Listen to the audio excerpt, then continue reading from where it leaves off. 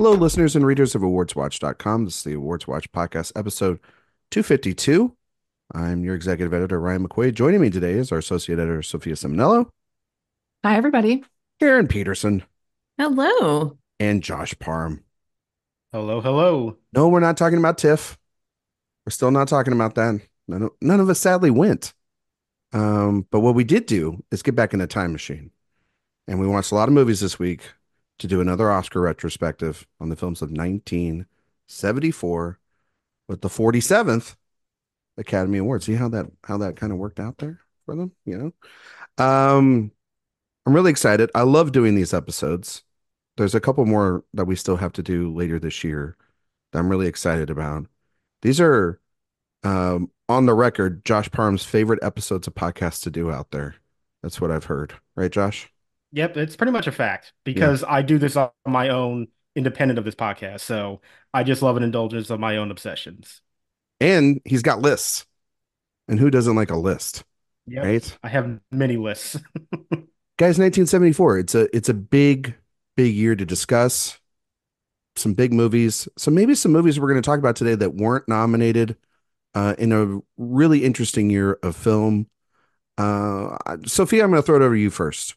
Uh, what do you think of 1974? I mean, it has some undeniable classics up at the top, and then hmm the Best Picture lineup is a very fascinating one.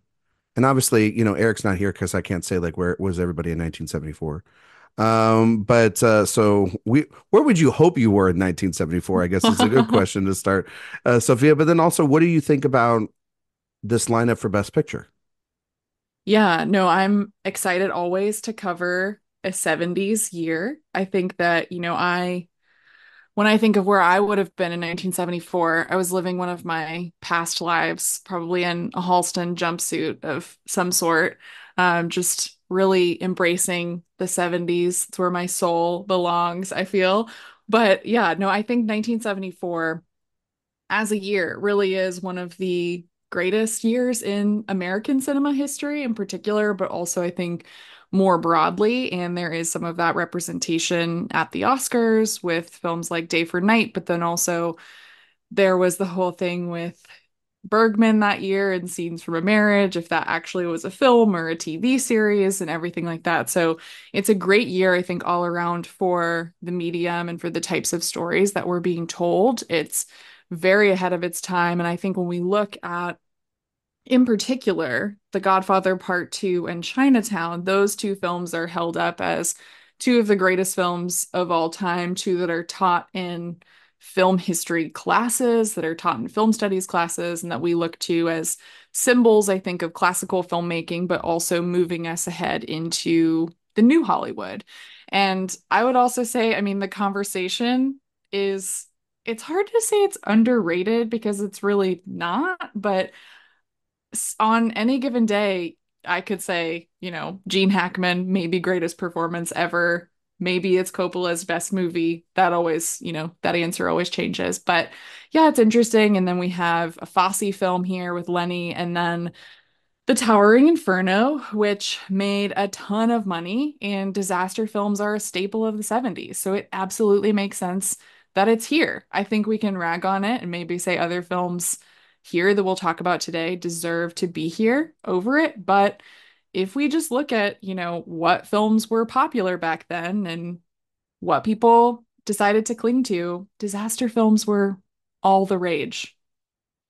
Yeah, we talked about this, I think, a couple weeks ago when or I guess a month or so back when we talked about favorite disaster movies. And I think this one came up on there with like the Poseidon Adventure and some of these movies of the era that just took over the box office, had these giant ensemble casts, this to a certain extent. I mean, to get nominated, but it's such a fascinating year. Like you're talking about, Sophia, I mean, it's Coppola has two films in in picture here, and it's really, I mean, he's on this run that is part of the quote. I mean, we talked about it with Apocalypse Now a couple weeks ago, but which is in this four film run for him that is a signature of the 70s, with one of the few films that is a sequel that's won Best Picture, and we talked about that on the Best Picture show. Karen, for yourself, how does this Oscar season and also this film season for you look in general? And like when you went back and maybe watched some films this week, were there maybe a few gems? Maybe you don't want to give too much away before we start playing the game and everything, but was there maybe like a theme or something, Karen, when you were taking a look back and exploring? Because you also earlier this year did a piece on the conversation and everything for the website. So you already had like your foot ahead of this episode, Karen. But is there like maybe a trend that you see in the films this year that really sticks out to you? Actually, yeah. First of all, my piece on the conversation was the first thing I got to write for Awards Watch. That So is that true, and it's was that wonderful. was It's up on really the fun. website. Go read it. Thank you. Thank you. That was a really fun one to watch because I hadn't, or to revisit because I hadn't seen it in many years. So one of the things that really, I guess because I hadn't sat down to consciously watch films from 1974 in a kind of in a bubble, I guess. So I hadn't really thought too much about it until this last week or two. But there is a theme that I see where there's a lot of films coming out in this year that really kind of allow women to be messy and really kind of reacting to the world around them in ways that we haven't seen a lot of in film. And we have so many of them happening in this year. So, I mean, you get to see that in The Godfather Part II, particularly with Talia Shire's character and also Diane Keaton some, but you get to see that with Chinatown.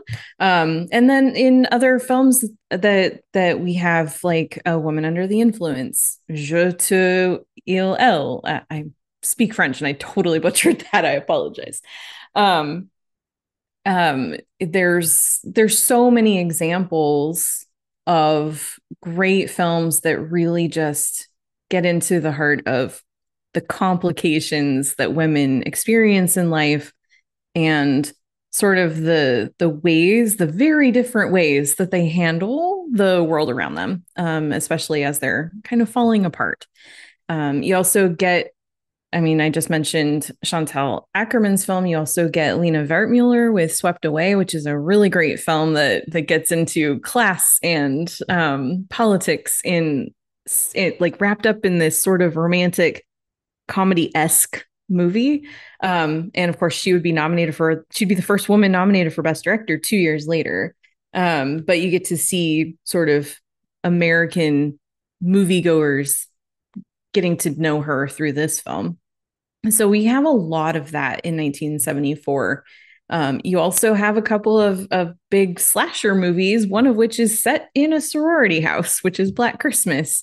So I think for me, watching so many films so close together, I was really identifying a lot of ways that this was really a big year for women in film and in film history. I love it. I love it. I agree everything you just said there. And I can't wait to dive into it hopefully in the game. This is like the I gotta say this real quick. This about the game. This game, and Karen knows this, so this is maybe a little bit behind the curtain. But Karen and I, we always when we were at award circuit way back in the day, we used to have the kind of community awards. And there was one year, it was in 1990, it was the last time we did it, and Karen got very frustrated by it because of the audience. And it was a chance that I felt like, when you open it up and not everybody does like the kind of deep dives that we do, it kind of the populist picks end up dominating it, and then the lesser known things that like Karen is in the films that she's talking about here, or that Sophia or Josh or myself are going to talk about today, they don't get represented on a retrospective episode like this, or a big moment or a big shift maybe in Hollywood that represents the year. And very much different than like what we normally cover because we see everything that's coming out right now and everything. So this, I always thought when we were doing this is also just a great chance for our audience out there, and you guys all know this, but you're going to hear it anyway on this episode, for you guys to discover some stuff and go back after listening to this episode. Maybe when we make some changes, or if we don't make some changes, then we can explain why. And then I think that's what makes these also so much fun. And because who would have thought that we would have given birth Best Picture? You know what I mean? It's like you never see things like this My come around. politicking. Josh, for yourself, I think Karen's right. I think the thing also about this year, when I was looking into it, and maybe this speaks to just where modern filmmaking is now, there's a lot of variety in terms of what an audience can see. Obviously, there's some great comedies, there's some great thrillers. Karen mentioned horror films, Black Christmas. I mean, this is the year of the original Texas Chainsaw Massacre that comes out. I don't know if that's necessarily reflective at times on the Academy's mind, but it's definitely reflected in what are the big hits, what are the things people are seeing. So, Josh, your just overall thoughts on the year of 1974. Well, first of all, I just want to say shout out to the ACA Awards. I was a part of that community, and I don't agree with all of those decisions either, but wow, blast from the past that was. Hmm. So thanks for that. But yeah, 1974, I think is just an incredible year for movies.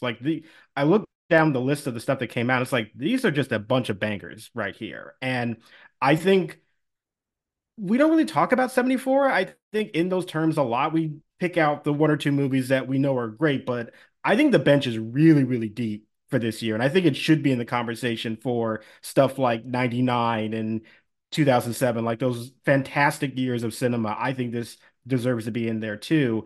And something I also kind of noticed as I was going through these movies is because 74 is also the year that Richard Nixon resigns, I feel like there is this very prevalent theme of distrust or mistrust of these powerful institutions. And obviously you get that with, political thrillers that came out this year. There's a bit of that in the conversation as well. But I even think something like Blazing Saddles, this very silly broad comedy is also a film that houses a message of the government is bad and is trying to manipulate you for their own benefit, not yours.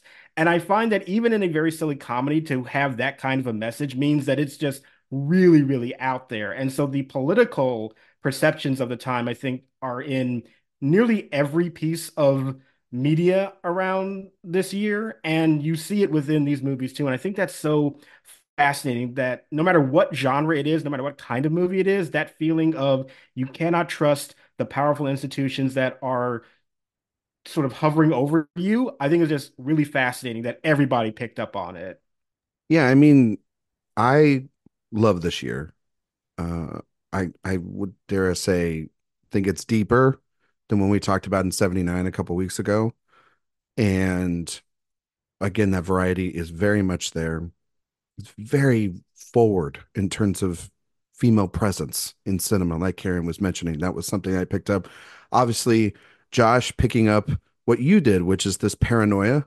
This also, I mean, the film that wins Best Picture does, I think, also represent the president having to resign and leaving this powerful figure in the rise and fall of that character a little bit, as well as also this massive celebration um, for this achievement, a big epic in the middle of also seeing the versatility within a director like Coppola and seeing that the smaller film, The Conversation, can be quite the literal opposite of this 3.5 hour epic. You have also not just Blazing Saddles from Mel Brooks, but you have Young Frankenstein in the same year too. So it is his forefront of what we know as this comedic legend, and I dare I say his best two works of his career. If you want to also include the producers, you can say that as well. But and yeah, I mean it's got everything you kind of want in a year. I was really excited. I was pulling stuff off the shelf left and right. That and I was just surprised at how many films were in the Criterion Collection. It also, and I know that we're going to talk about these performances as we get into the game, but it also was a very reflective week. After the passing of James Earl Jones and Jenna Rollins, two titans that have really fantastic performances. One of them being one of the performances of the year that is wrapped up by many people inside of this year of great performances. Ensemble pieces left and right. You have Murder on the Orient Express. You have Towering Inferno. You have everything. And this is like this balance that we all, I think, kind of want out of cinema that is no longer found. And it also kind of at times debunks a little bit of the crazy auteur, stigma that I think the 70 has, where we have those great hits and they are, those movies where they are led by a director's voice and they're clearly there, but they're also just these, you know, ensemble pieces, these genre pieces that have carried the box office and people were going to see over and over and over again. As well too. It's a really, maybe that's because by 79 we get a lot of that and that's why the 80s then come off of it. But no, I was really, really surprised at how, like you said, Josh, how deep this bench is.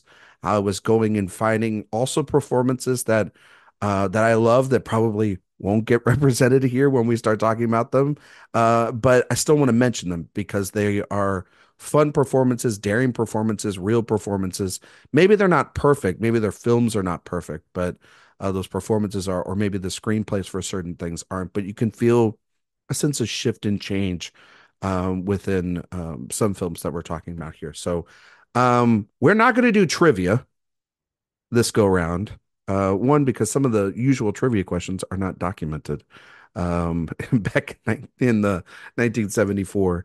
But we are going to do something a little bit different because Josh brought this up to my attention. It's absolutely true. We kind of got away from talking about the below the line categories. I know we talked about the top 8. I know everybody always obsesses over the top 8. I mean, God, the TIFF Awards just came out, the Audience Awards, and that's all anybody cares about is top 8, top 8, top 8. But we should give some love to, I think, a really stellar year of the crafts. And we should talk about some of these categories. Josh, I know in particular you wanted to talk about one specific category. We can either play the game with it or not, but I do want to go over the rules just real quick if you've never listened to a retrospective show. So we usually do the shoulda, coulda, woulda game, which is essentially we all have a vote here. And we go through these Oscar nominees in the Oscar categories. And there, of course, the Oscars nominated 5 in every category for the most part. Back then, what we do is we go through the top 8 categories, but obviously we're going to talk about some below the lines this week. And we have the opportunity to replace up to 2 of the nominees in the category. We have to keep 3. Except in Best Picture, we can replace 3 there. We then make those replacements based off of hopefully everybody being on good behavior. And then we also have to make a decision. And this is where, like Sophia and Josh, and Karen, you've been on one. You were on the 99 episode, I believe. No, you weren't. Is this your first one? This is my first one. So, all right. Then ready. Karen's getting thrown into the fire here. Okay. Oh, I've been listening to them. Okay. So she knows what she's getting herself into. But essentially, we all have to come up with a winner based off of our new nominees, the old nominees, and see what we think should have won. Then at that point, there's a lot of handshaking behind the door. It's very political. It's political season, folks. We're in the 70s. It's all political. It's all political, exactly, too. Parallax View is this year as well, if I'm not mistaken. We are the shadowy organizations saying that everything happened. Exactly. That wonderful, just like zoom right to where like it's like the Supreme Court bench, essentially, right? The Senate hearing. We've published the commission report. Yes. Yeah, exactly. We're all just sitting up there in our different chairs. But that's how the game goes. Did I miss anything, guys? That's pretty much what the game is, right? I didn't miss that's pretty much it. Okay. Josh, your category that you wanted to mention here. And if you could read off the nominees too, Josh, that would be wonderful. Yeah. Well, the category is a mouthful because we're in the 70s, so they didn't know what to do with their music categories. That's true. So, yeah, they were going all over the place. So the category I wanted to talk about is called Best Scoring, Original Song Score and Adaptation, or Scoring Adaptation. Very simple to understand. Essentially, it's original musical or music that was already existing and they rearranged and adapted in some way. So the nominees that they had were The Great Gatsby, The Little Prince, and Phantom of the Paradise. And Great Gatsby was the winner. I mean, I get it. It's like the classy option. I've never really been a big fan of any adaptation of that novel, honestly. I'm also just not a big fan of the story itself. So I've never been excited about that movie winning this category, but I just want to talk about a movie that I cannot believe is an Oscar nominee, and that is The Phantom of the Paradise. Because I think that is a wild and crazy movie. It's an early De Palma film, which is another one I'm not usually that into, but I think what makes me like this one is, one, it's a riff on Phantom of the Opera, which I'm always like, I have seen so many adaptations of that story. I'm going to love them all. That will make me interested in it. And also, I think Paul Williams being involved with the music here is what really sells me on it. I am weirdly a huge Paul Williams fan, and I have been that way ever since I was a kid. I think it's because when I found out he voiced the Penguin on the Batman animated series, that just turned me into a super fan at like 10 years old. And I knew who Paul Williams was. And then when he showed up in a Planet of the Apes movie, that got me more interested. And then I found out about his movie work. And I think that the music and all the songs in this movie, they're so wild and weird, and there's such a good variety of them. There's like kind of or throwbacks to like 50s doo-wop. There's modern pop rock to it, but it's so like it's very 70s, but with a particular sound that I just really, really love. And I absolutely adore that this actually got nominated, but I think it should have won because it has, I think, lasted a lot longer in the consciousness in the public consciousness than The Great Gatsby has. So I just want to say I know Paul Williams already has an Oscar, but his first one should have been for Brian De Palma's Phantom of the Paradise. So, Josh, could you, I don't know, maybe break down what exactly gets you to qualify for this category? Because I've been reading it over and over again, and it feels like the most confusing category ever. Any of you guys know? Because like, I mean, that's it the music seems branch like for you. it seems Yeah. like it's trying to say that this would be where the adapted screenplays or previous existing material would be. But yet, like The Godfather 2's an original dramatic score, and that has a lot of the notes that are very much borrowed from the first film in it. Am I not mistaken? Am I crazy to say that, or Am I mistaken to see this is the only year that they had this category? Because I've been trying to figure this out They too. have changed it It's 3 years, much. I think. Yeah. They Okay. always change the names of it, but basically, from what I remember from doing the contender series that we do on Oscar Wilde, is that when you think about score, they used to, because there were so many musicals in old Hollywood, and then as we get into the 50s and 60s, they had a special category specifically for those musicals. So you could think of it almost like how we look at comedy musical at the Golden Globes and drama at the Golden Globes. That's how they used to separate score.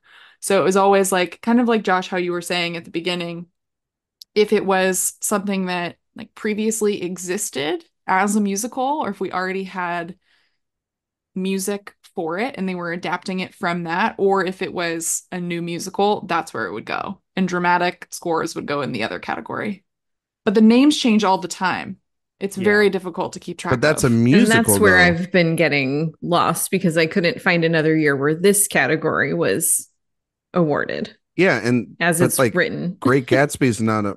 I guess they just adapted the music from Well, it's like another they adaptation. combined it. Yeah, because Yeah. Okay. as the years went on, there were fewer original musicals being made, so you couldn't really support the categories separately anymore. Yeah, it the music branch at the Oscars has always been the I'm weirdest not one. trying Yeah. to. So I'm many not trying changes over the to make years. you mad or anything, It's Josh. I was just. weird. I just Oh, wanted. no. I just wanted.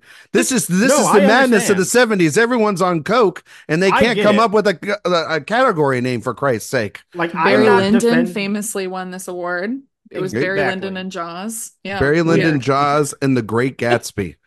Three films I'm we not all talk about in the defending same breath. You know. I am not defending the rules of the category. I I just know. want I to know. shout I out know. that weird Phantom of the Paradise movie that I do really like. I like that. I like that a lot, Josh. No, that's great. I mean, like for real though, I'm sitting here, I'm just like, what Oh is this no, I get it. category? You know what I Yeah, mean? it's So, music branch at the Oscars has always been kooky. Karen, is there a category that you'd like to just briefly shout out or talk about real quick that's below the line? You know what? There Other than this is. one, other than this one.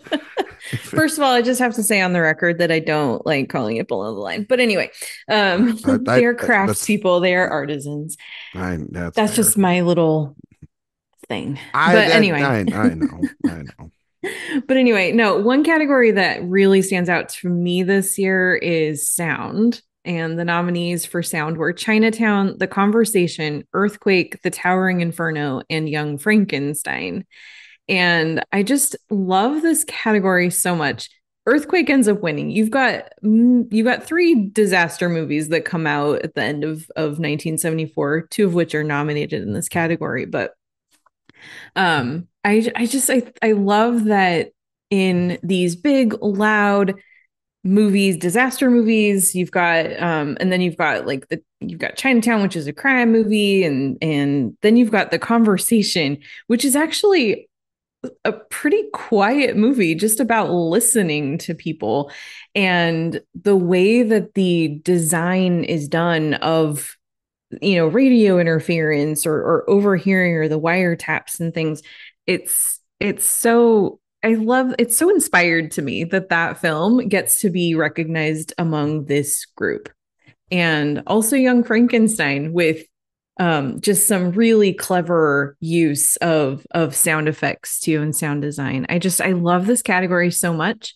I don't necessarily know that I would take it away from Earthquake and give it to another movie. I think this is such a great lineup, and I don't even know that I would say anything is missing from it. I think this is such a good cross section of the types of films that came out this year.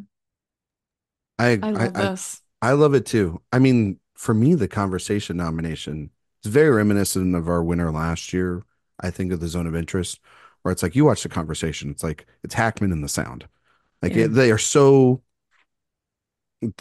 they're so reliant on each other for that movie to work. Like if they're not nominated, it makes sense. I mean, I get that, the big disaster movie wins the category. I didn't get to catch up with Earthquake. I didn't have how long is that movie? That's fine. It's fine. I mean, how long is that movie? It's probably what, like It's it's the two and a half television hours, I think. it's 2 hours. The television version is 2 hours and 41 minutes. So couldn't squeak it in. Was really hoping I could find that 3 hours to watch Earthquake this week. But then Chinatown getting in was also, I think, a really inspiring nomination. And then, yeah, I mean, Young Frankenstein getting in, the sound, I mean, sound is part of that movie's, a lot of those jokes in that film to me, as well as also the musical numbers too. I just want to say that the Young Frankenstein nomination I actually really, really love because the sound in that movie is doing something very specific that I really credit Mel Brooks a lot with, which is there is a lot of silence actually in that movie. And what it does is that it really evokes the horror movies from like the early 30s when they were transitioning still out of the silent period. Like you watch Dracula and Frankenstein, there are long stretches of that film that have nothing going on. There's no dialogue, there's no music, there's no sound effects. You just hear the scratchy ambiance of that soundtrack. And Young Frankenstein has that. And for a comedy to deploy that is very, very smart. And I'm so glad that they actually recognize that achievement at the Oscars. Me too. Yeah, the one I would include here that's not here. I don't know how many. I know Ryan, you're a fellow Altman head with me, but California Split, the sound there. We have that famous. Did Altman I say that loud enough? And when I think of that movie and just the intensity of it and how you feel about those characters by the end of that movie, I think a lot of that is because of the sound. So if I was thinking of another one to include here, I would say that. And then, I mean, The Godfather Part II, I think belongs everywhere it can. And I think there's some pretty fantastic sound work there too. The thing about California Split, and not to get on a 10-minute conversation about this.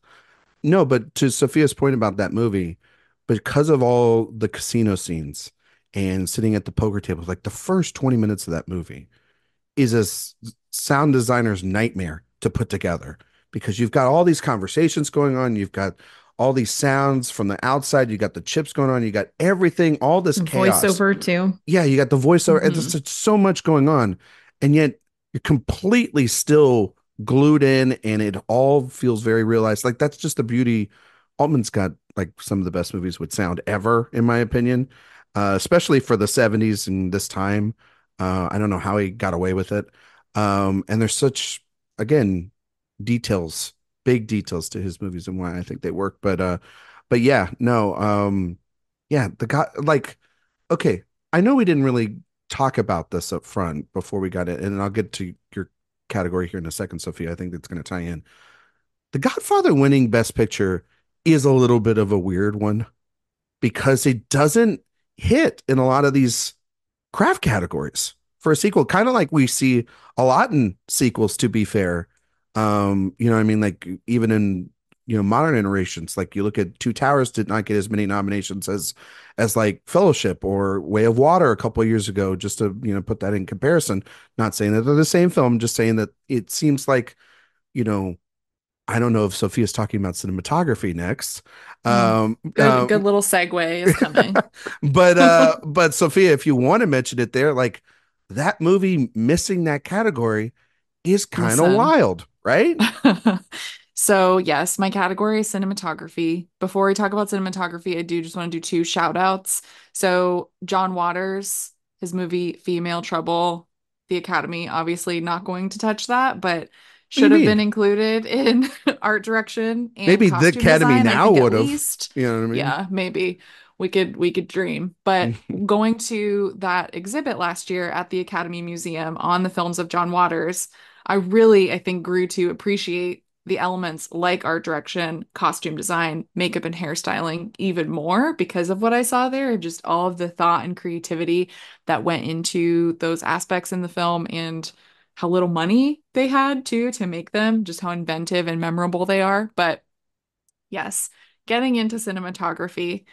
My favorite DP of all time is the Prince of Darkness, Gordon Willis. He is famously shut out by the Academy so frequently. Some of his best works are not nominated. He, of course, works, a lot with Coppola, Woody Allen, and here to have The Godfather Part II missing from cinematography to me is just absolutely egregious. Our nominees, we had The Towering Inferno, which ended up winning, which is just an absolutely beguiling choice I will never understand. We have Chinatown, Earthquake, Lenny, and Murder on the Orient Express. What's going on here?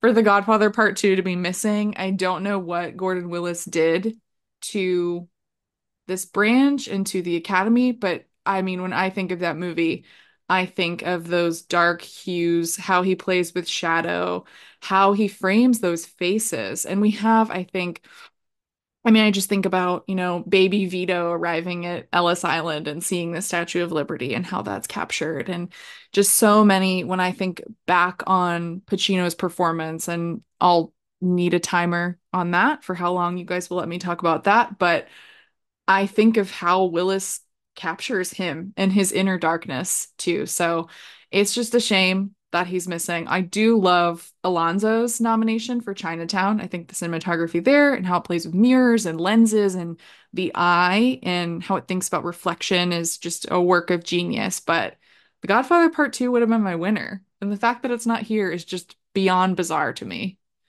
Yeah, it's a glaring omission. Let's Yeah. just put that out there. I was watching, I was like, what? When I was doing the Yeah. prep, I'm like, no, What? come on. Like and then that transitions to mine, which is editing. Like, Oh God, come yeah. on. Come on. How's that movie done in editing? Like, for real. Like, it's Hmm. the winner of that was The Towering Inferno. What? Like, what are we Which talking has about? one of the worst cuts I've ever seen. Actually, I just saw someone post it again on Twitter this week and I had to laugh about it, where the building just is blowing up. It Listen, makes no sense. It's so funny. listen, I know that editing almost doesn't have to go with pace or whatever. You can just be the most. But for God's sakes, if you're gonna compare the two, like The Godfather not being in here, which is one of just like the most meticulously edited, beautiful, like it's a long book. It really feels like that. It's this epic. And then you've got The Towering Inferno, and I don't want to open up this can of worms now, but I'm just going to. Just one of just the slowest, most boring films I have watched in a long time for these retrospectives. And you can have all these stars on the planet that I love in this movie, but and a lot of it also has to do with a really vanilla screenplay. And it's just, those are and I also have to understand those were movies at the time. People love that stuff. It's the same way people love watching the Jurassic World movies and they make $1 billion, or people love watching Marvel movies and those make billions of dollars and all that stuff. And sometimes it's just not for me. You know what I mean? And the dialogue can feel clunky. Some of those, but I do like disaster movies. Like just this one for me, I was like, what are we doing here?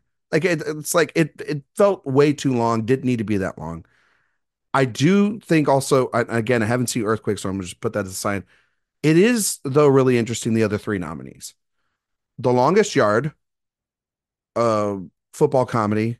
Obviously, those football sequences, kind of going back and forth. They're very inspired choice. The Blazing Saddles one, very inspired. Chinatown makes total sense here, but I'm really I do really like the fact that these Mel Brooks movies, because now the Academy does this all the time, and it really frustrates me. Where it's like, oh well, we have a comedy, screenplay, and we're good, or original song, and we're good if it has one. And it's like, Maybe no, a supporting performance too. maybe a supporting performance if they're lucky, Karen. You know what I mean? And no, they're like, no, this is very well edited. You know, Young Frankenstein, we talked about the sound in that movie. You know, obviously Blazing Saddles gets a song nomination as well too, because those songs are incredible, even though the wrong song got nominated. And I agree. Yeah. I mean, like clearly you nominated the supporting actress here, and you're like, her song is kind of the song of the movie. Anyway, but no, so I do have to be a little critical of the Godfather omission, but also be very congratulatory on the fact that they are looking at comedy. They're looking at genre. They're at least trying to look in those avenues outside of just your staple, drama, So I have to give them a little bit of that. I don't know. What do you guys think of the, am I crazy there on my soapbox about editing? No?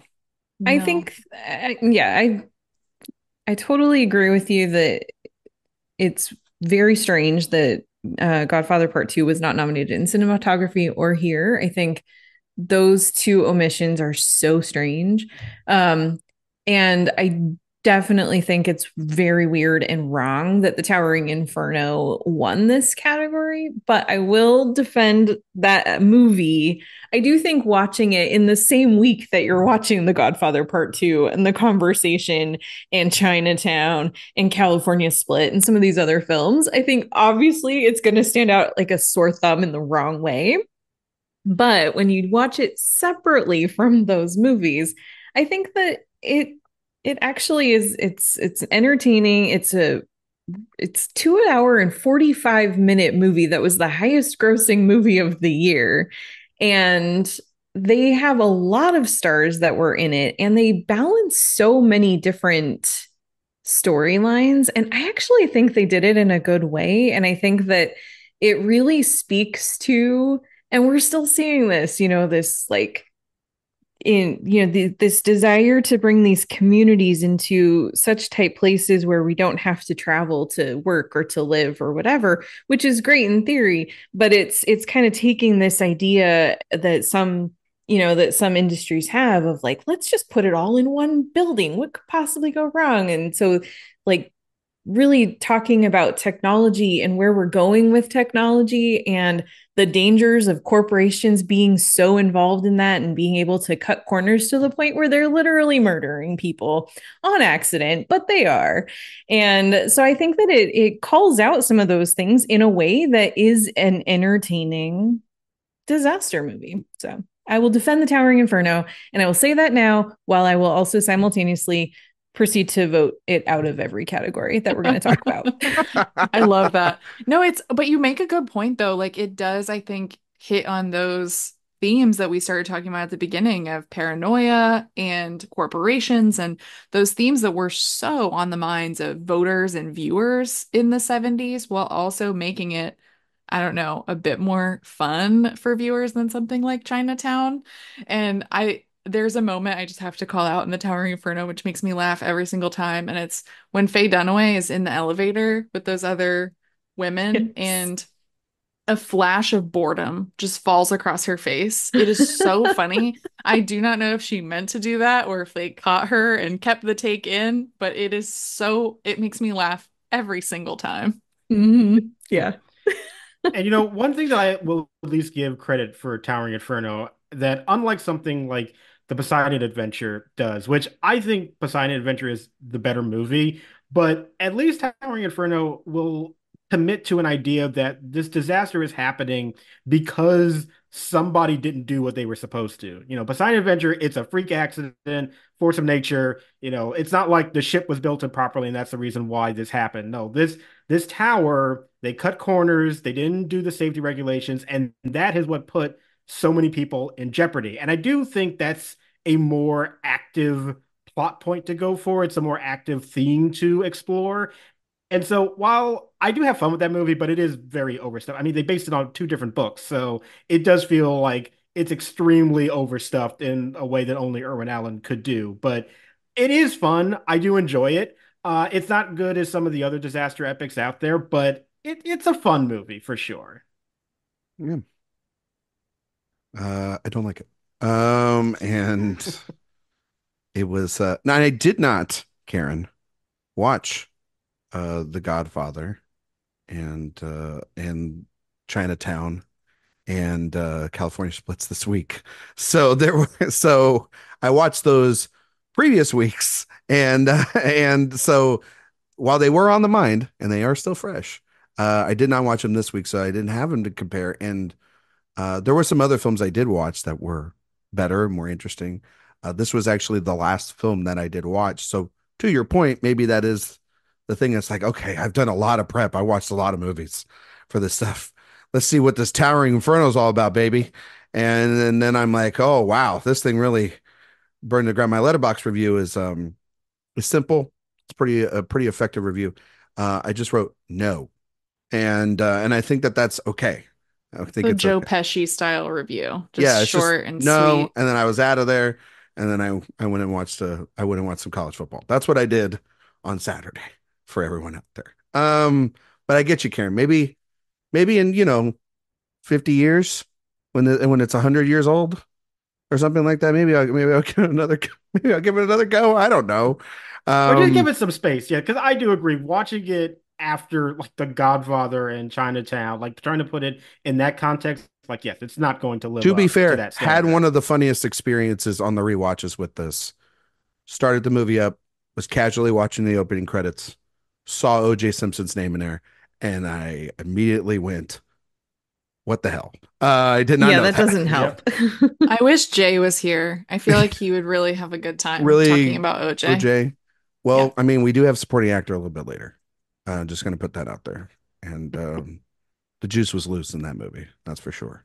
No, he's a horrible human being. Anyway, all right, let's go to the shoulda, coulda, woulda game. You guys ready? You guys ready to play? Yep. All right.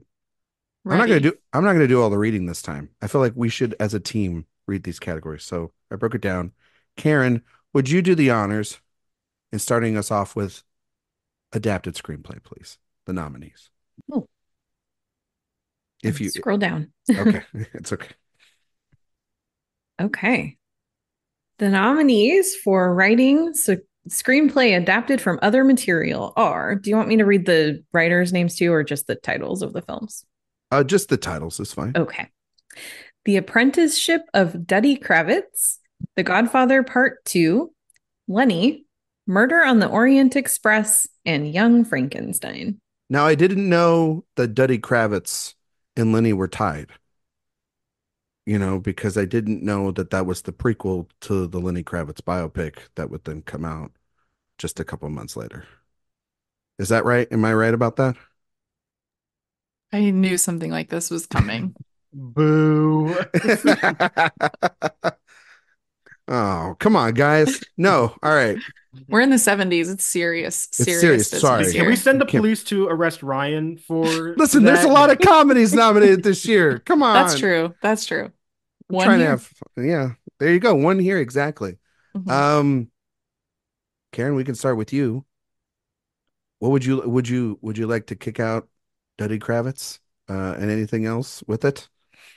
Yeah, I've never seen Duddy Kravitz. I was not able to watch it What are you this talking week. about? It's the most watched movie of 1974. Yeah. Anyway, yes, I would like to kick that one out.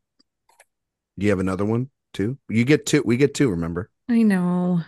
If you don't want to, you don't have to use them. That's the other thing too, guys. So, We don't have to use the two if we don't want to. We have in the past, but it is an yeah. option of just if we want to get out one. You know what I mean? Well, here's what I'll say. The Godfather Part II, great screenplay. I love the adaptation of Murder on the Orient Express. I love Young Frankenstein, I think is an inspired choice. I think if there's a second one I would eliminate here, it'd be Lenny, but I also think that's such a well-written film too that I just I don't know. I could be talked into it, but that's the only other one I'd be willing to consider. Okay.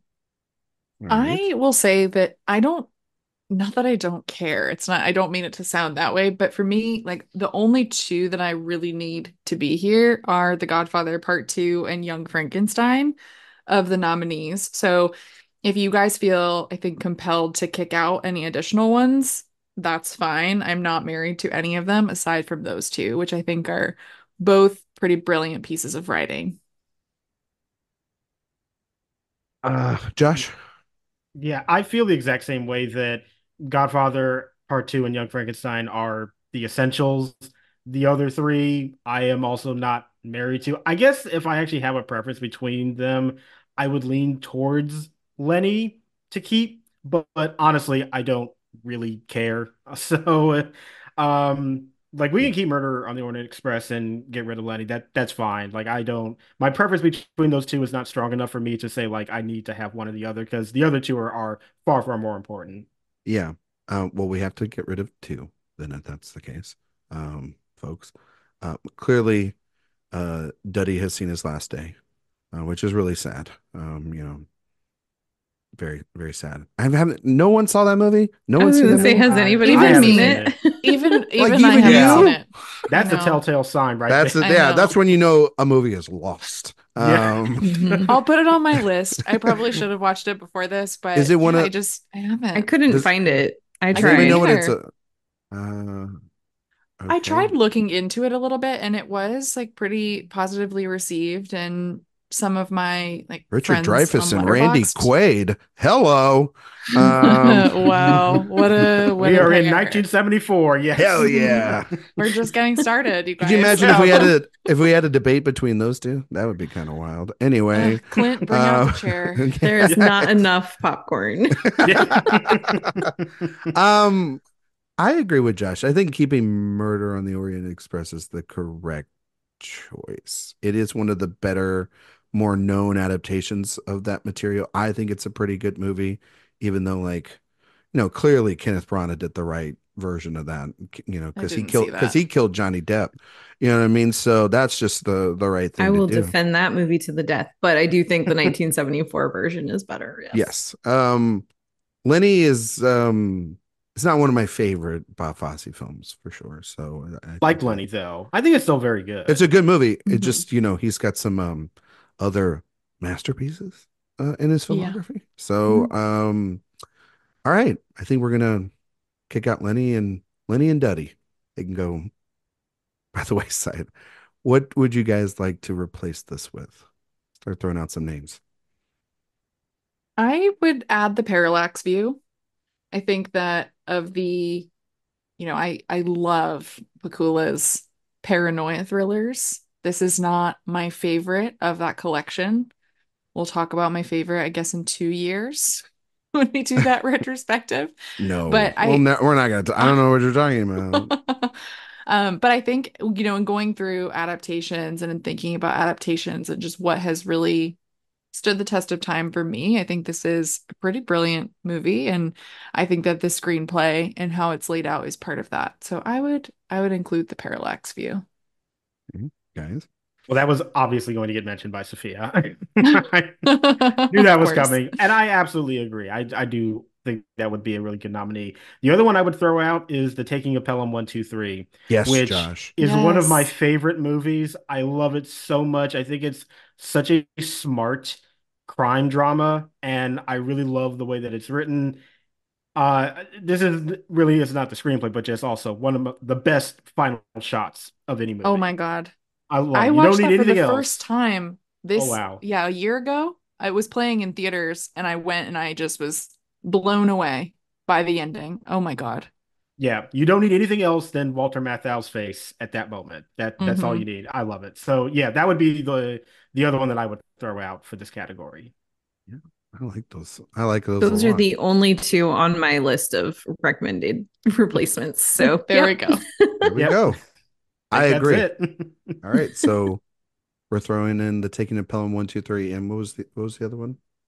The parallax Parallax view. view. Parallax View, of course. Yeah, well, of course, because we are the Parallax View. That is correct. Hmm. So, our new nominees then would be The Godfather Part II, Murder on the Orient Express, Young Frankenstein, The Parallax View, and The Taking of Pelham 1, 2, 3. A lot of train movies, guys. Good train of thought.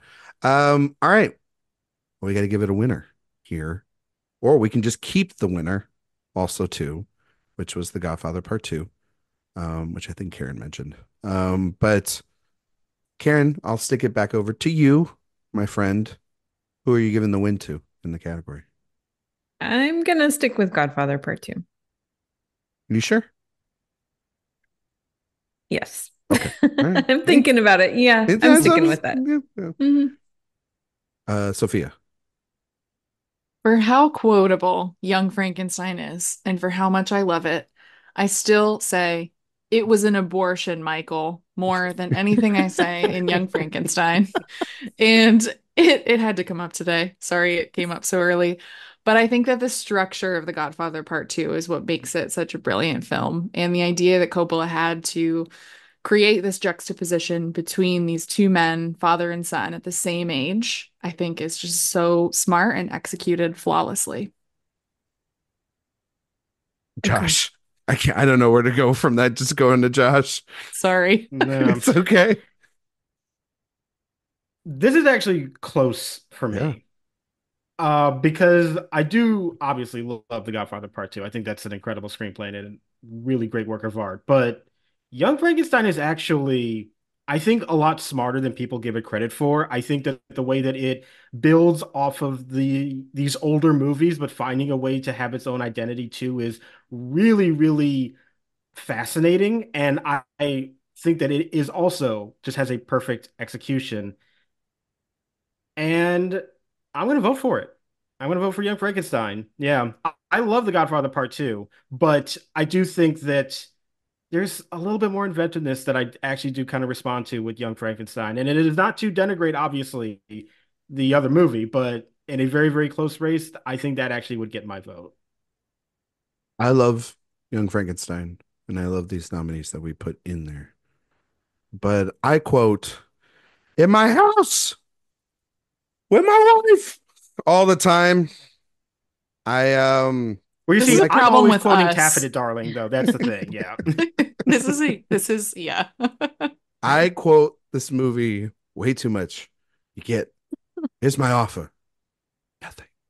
All the time. Like it's just there's it's too quotable. It's also just it's a feat of an adaptation to continue that story from the book. It's not based, I mean, it's obviously based on previous characters and some of the aspects of the book, but to really expand out that story. And it, I mean, it is, and it is very intricate too. Like it plays like a Pakula thriller more than even Parallax View at times. It's wild, and I love it. And yeah, I think it's a great win. Like it's probably it's just as good as the original film screenplay easily for me. So, Karen, you were gonna say something? I was just gonna add that the memes, I knew it was you, Fredo. Oh, you broke my They heart. You broke my yeah. heart. I mean, those memes cross genres. We see it in The Simpsons, we see it, I mean, I'm just saying. God, when Fredo reveals that, reveals it just like nonchalantly to those other guys, and you just see Michael's face. I mean, we're gonna talk about Pacino Noniola. in a little bit, but it's like, Yeah. oh, it wasn't even 20 minutes after he just was at the table with Johnny Ola. Oh my God. Anyway, sorry. It's great. So, and then, but then like come like when he's waving Fredo down, and it's just I could have been I could have been smart. I was smart, and just being pushed over and everything. Oh, it's Yeah. brilliant Brutal. stuff. But then I also think about um when Pentagely's talking with Duvall outside the prison, and that scene Mhm. is so impeccably written. And it's just again, with The Godfather and Godfather Part II, it's the little moments that make it a masterpiece. It's not, you obviously, Karen, you're right. Like, you broke my heart, Fredo, and in the first one, make you an offer you can't refuse. All these great classic lines. But I listened to Coppola this week because he's doing all the press um, for Megalopolis. And he was talking with Jake Hamilton, and he said, because Jake asked him about can you make an offer you can't refuse? He's like, I don't even remember that. I remember Duvall telling Brando about Sonny's death. And I remember all these other little moments that mean more. And that just shows in Mhm. those movies he cared more about those character moments rather than quotable moments that were in the book or it's very much like the trailer stuff doesn't matter. It's the stuff in between that makes Theme and that. character. Well, Yeah. Yeah. Hmm. even yeah, at the end of the movie when you've got these three separate um situations being handled, you know, and when you've got Fredo's getting on the boat Man, and Anthony's going with them and oh, come back and oh, just the Ugh. way that that is done of like getting the next kid time, next out of time. that fishing boat and how Yeah. sad that is and how heartbreaking and Michael standing there in happen and knowing that this is just what he needs to do. It's heartbreaking. The way the shot just zooms in on Pacino watching from the window, knowing damn well what he just Yeah. ordered, essentially. Hmm. And when Um, they decide to cut Fredo's prayer, oh, it's Yes. just mm. those choices like that. It's brilliant. But then when he yells at Duvall, "Can I trust you at all?" Like, oh, No, creepy no, Tom you can't. Hagen. Oh, I love Tom in this man. Duvall should have. I know that they killed off the character in three, but that was what was missing in three is having Tom. He's such a through line in those first two movies of really he's one of the last people that actually has a decent amount of innocence and decency in him, which is what makes Duvall so great in that movie. All right, adapted screenplay. We're not going to talk about Godfather Part II for the next 2 hours, though we could have. Um, I'm gonna do this one. Original screenplay. The nominees were Alice Doesn't Live Here Anymore, The Conversation, Chinatown, Day for Night, and Sophia Ciminello's favorite movie, Harry and Tonto. Um, Also known as The Man and the Cat. The Man and the Cat. Chinatown was the winner. Robert Town, obviously, winning for this. I'll start.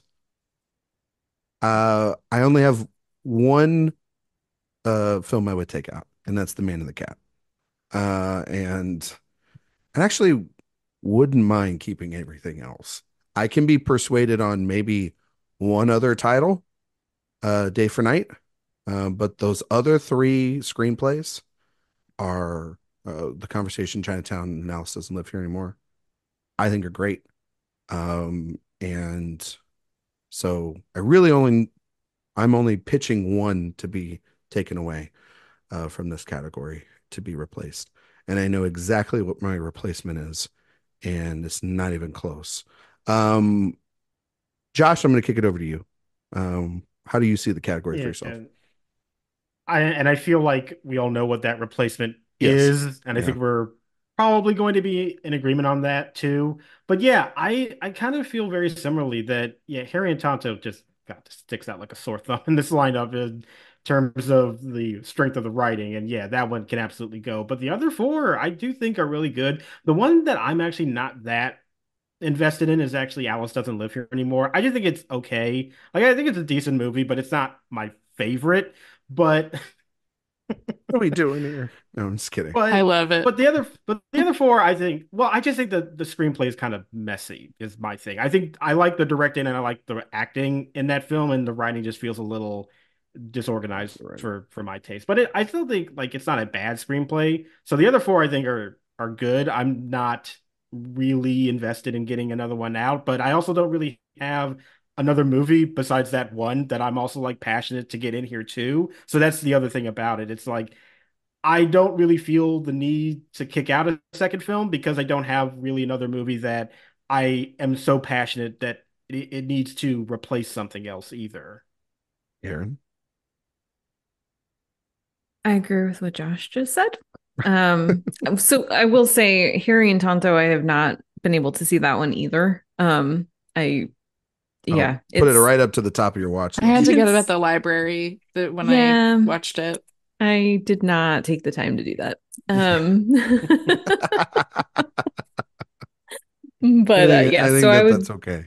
That's so okay. definitely I would eliminate that one. You know what I'm sensing a theme here just listening to the three of you talking and what you're saying is kind of along the lines of what I'm thinking too. Just in general, I think so I just want to kind of pause for a moment and comment on this part. I think with 1974, I think that there's a lot of great movies and we've talked about how this is one of the best years of film, but I feel like there's a big drop off. There's like some really quintessential, wow, these are undeniably great films. And then after that, it's just kind of everything else. And I feel like I'm seeing that we're all going to be on the same page on a lot of these things. So, that Yeah. being said, I will also just say I agree with Josh about the screenplay for Alice Doesn't Live Here Anymore. I think it's a fantastic film. I really enjoy it. But I think if there's a weakness there, it's in the screenplay as well. But I am totally fine with only eliminating one for this round. Sophia. Me too. I don't have much else to add, I'll say there. Like I'm in full agreement. The only thing I'll say just is about Paul Mazursky because there are a few Paul Mazursky movies that I do really, really love, especially for their writing. Bob and Carol and Ted and Alice, and of course, my beloved An Unmarried Woman, being, some of his other films, but Harry and Tonto doesn't measure up to those for me. So I'm good getting rid of it. Okay. I think we all agree what the film is here, and I think it would be a film called Blazing Saddles, if I'm not mistaken. Yes, Correct. that's correct. Yes, Yeah. Yes. absolutely. Yeah. Yeah. It's an audio podcast, guys. I kind of need that more than the Oh yeah. nods. Yeah, I didn't know who was going to go because I'm like, are we all in agreement actually? But we are. you Yeah, just no, gotta like that it's moment where we're all like, oh, I don't know. Yeah. Yeah. I it's obviously mean, Blazing Saddles. Yeah. Mhm. yeah. We were Okay. talking about how Young Frankenstein is so quotable. Blazing Saddles. Oh my word.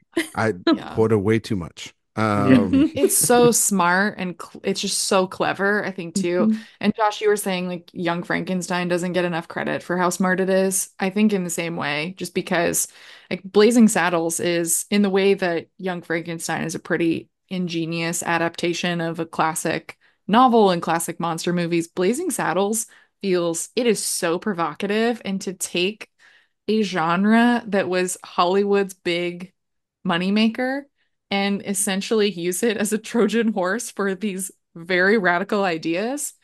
That's just, I don't know, that's so gutsy and it's perfect for 70s filmmaking, but it's also why I think sometimes when people watch it today, I think they think it might feel a little bit dated because of the language and everything, but it is, I think, so ahead of its time in what it's saying and those ideas that he's communicating hold up still today. Yeah. Absolutely. I always find it so funny when like the very conservative hard right people will be like, "Oh, you couldn't make Blazing Saddles today, and that's the symptom of, woke PC culture." And it's like if you actually watch Blazing Saddles, the messaging of this movie is calling you an idiot. Like the message of Hmm. Blazing Saddles is racism is something that stupid people believe in, and mostly that's just because the government is manipulating them to do so for petty reasons. Like the messaging of that movie is actually very progressive, Yeah. and I love that movie. Yeah, it has just not just great gags in it, but the message, the theme of it is also, as you said, very provocative and very radical for the time, and still feels that way, honestly. So yeah, it's a masterwork that should be here. Yeah. It's one of the funniest movies, if not the funniest movie ever made, in my opinion. Um, I quote it all the time. Watch it a bunch. That's the also the great thing about a comedy is like I agree to your point, Sophia, like maybe not everything ages particularly well, but it's like 85 to 90%, maybe even, 95% of that movie ages pretty well for me. Um, I don't know. There's just something about that movie that just every time I watch it, I'm like, it's one of those remote drops. Remember when we were hearing a lot of that last year, um, when people were talking about like when they're asking Nolan, what's a remote drop? What's a movie that you just drop the remote and you're gonna watch it? Anytime Blazing Saddles is on, doesn't matter when, at what point, I, I just watch it because it's so rewatchable and it's so quotable and there's a bunch of quotes I'm not going to say on the show. Um, and that's okay. Yes. But they still make me laugh. Um, and it's still one of the best pieces of commentary I think we've ever had. I think it's Mel Brooks at his finest. I think the inclusion of Richard Pryor in the screenplay is very noticeable. Well, he Um, was supposed to be the lead. That's and who he was Mel supposed to Brooks be the lead. wanted. And the studio Exactly. was like, absolutely not. Absolutely not. This No. movie is already a risk. We are not headlining it with Richard Pryor. No. No. Yeah. It's so good he's in the writer's And room then they though. realized Just Yeah. how yeah. dumb that was because then later on they would have Wilder and Pryor in a bunch of films from then on out in their careers and everything. So, it was a gamble and it paid off extremely well for them. And And that ending, oh, I love there's how Oh, nothing. There's ridiculous it it's so goes. It's good. so good. I love the moment where, you know, Bart's riding out of town. Wilder's got his head down and he's still holding the little popcorn, Yeah. right? And they ride off in the sunset on their horses, but then like the Cadillacs pick them up out in the desert and they drive off in the cars. It's so meta hilarious. It's my vote for this. Mm. And as much as I love Chinatown and its screenplay, Blazing Saddles is one of my favorite screenplays of all time. And I think it's really, really hard to make a timeless classic comedy. And yeah, I know Mel Brooks already has another Oscar for the producers. I don't care. He should get one for this one too, in my opinion. So that's where my vote is. Sophia. Okay. So this is hard because I do think okay. Chinatown is on my spoiler sight and sound list. Like it is high. It is like one of my favorite movies ever made. However, and I think the screenplay is a diamond. But it is odd to me to give full credit to Robert Towne, knowing what I know about Chinatown and how much I've read about the movie, in that, I think Edward Taylor helped him quite a bit on this screenplay. And when Polanski got his hands on the screenplay, it was a mess. There were backstories for every character, and he had to really rein it in and change up the structure to get it to a point where it is what we have now as this screenplay that is what it is. All of that to say, though, I still have to vote for Chinatown. I just wanted to get that bit of history out because I do think this is in the conversation for me alongside films like Casablanca as, maybe the greatest screenplay ever written. So even though I would maybe give the Oscar to more people here, not just Robert Towne, I have to vote for Chinatown. Okay. I was getting nervous there for a minute. It's like, am I I about to wasn't. hear Oh, something you know me. that all right. I Karen. was concerned. Oh man. Um oh, this is so hard, honestly, because I think that we have a couple of really incredible contenders here. Um oh, do I really have to go next? Let Josh vote. Okay, Josh. Josh, could you go ahead? Well, in this situation, I am not going to deviate from the Oscars. My vote was going to be for Chinatown. And I agree about all that history, like it does make it messy, but you know, you could say the same thing about a lot of the best director wins from early in Oscars history where one person accepts it, but we know, like, Victor Fleming Gone with the Wind. It's not just his sole achievement, but you just sort of accept it. And that's sort of my feeling here. It's like, yeah, there might be WGA might have something to say about this particular credit, but for the work itself, like I think for me, it's a little undeniable. This is an incredible feat of writing, no matter who you want to credit. Hmm. And yeah, for me, I love Blazing Saddles too. It probably would be my runner-up, but Chinatown is just really something special. All right, Karen, you're on the clock now. Oh man. Um yeah, I think I do have to stick with Chinatown. Wow, I agree with you, Ryan, that the writing of Blazing Saddles it's is okay. really terrific. And I like Chinatown's my runner-up, guys. It's not like I'm like going out on a right. limb here, And you like know. any That's other year, like that's the Yeah, thing. I mean, like, Any other Yeah. year, it yeah, would do it. But Yeah. it's just a diamond. It is like yeah, the most pristine screenplay. no, for Mhm. sure. No, sorry, Yeah, Karen, I the wasn't trying to way, cut you off. yeah. Well, yeah, I mean, there's some just pristine dialogue, the way that the story unfolds, the way that this whole situation unravels very slowly and very deliberately. Everything about it just feels like such a perfect, just perfectly constructed story. So yeah, I'm gonna have to stick with Chinatown.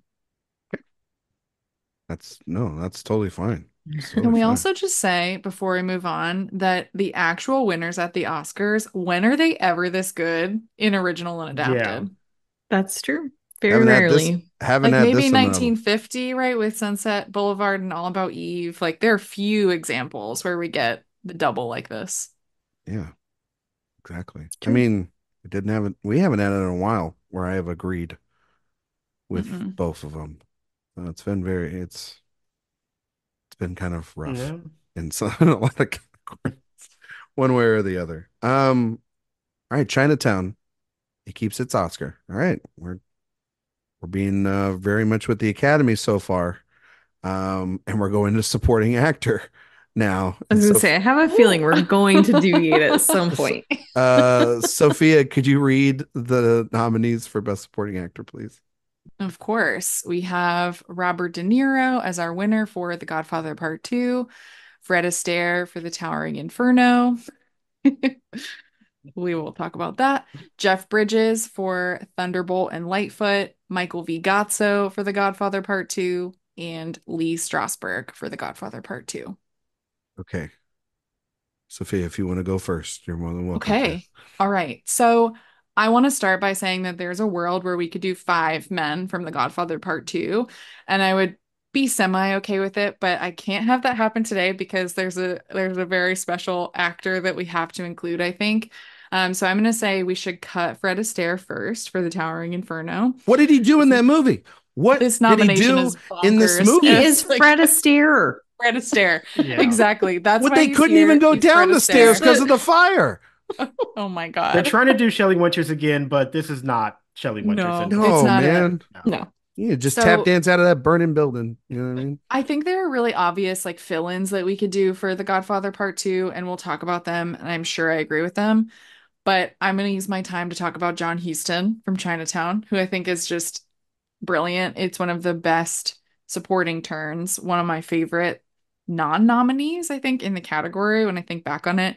He's so terrifying as Noah Cross. And, when Robert Towne wrote the screenplay, he described him in that as the Sun King.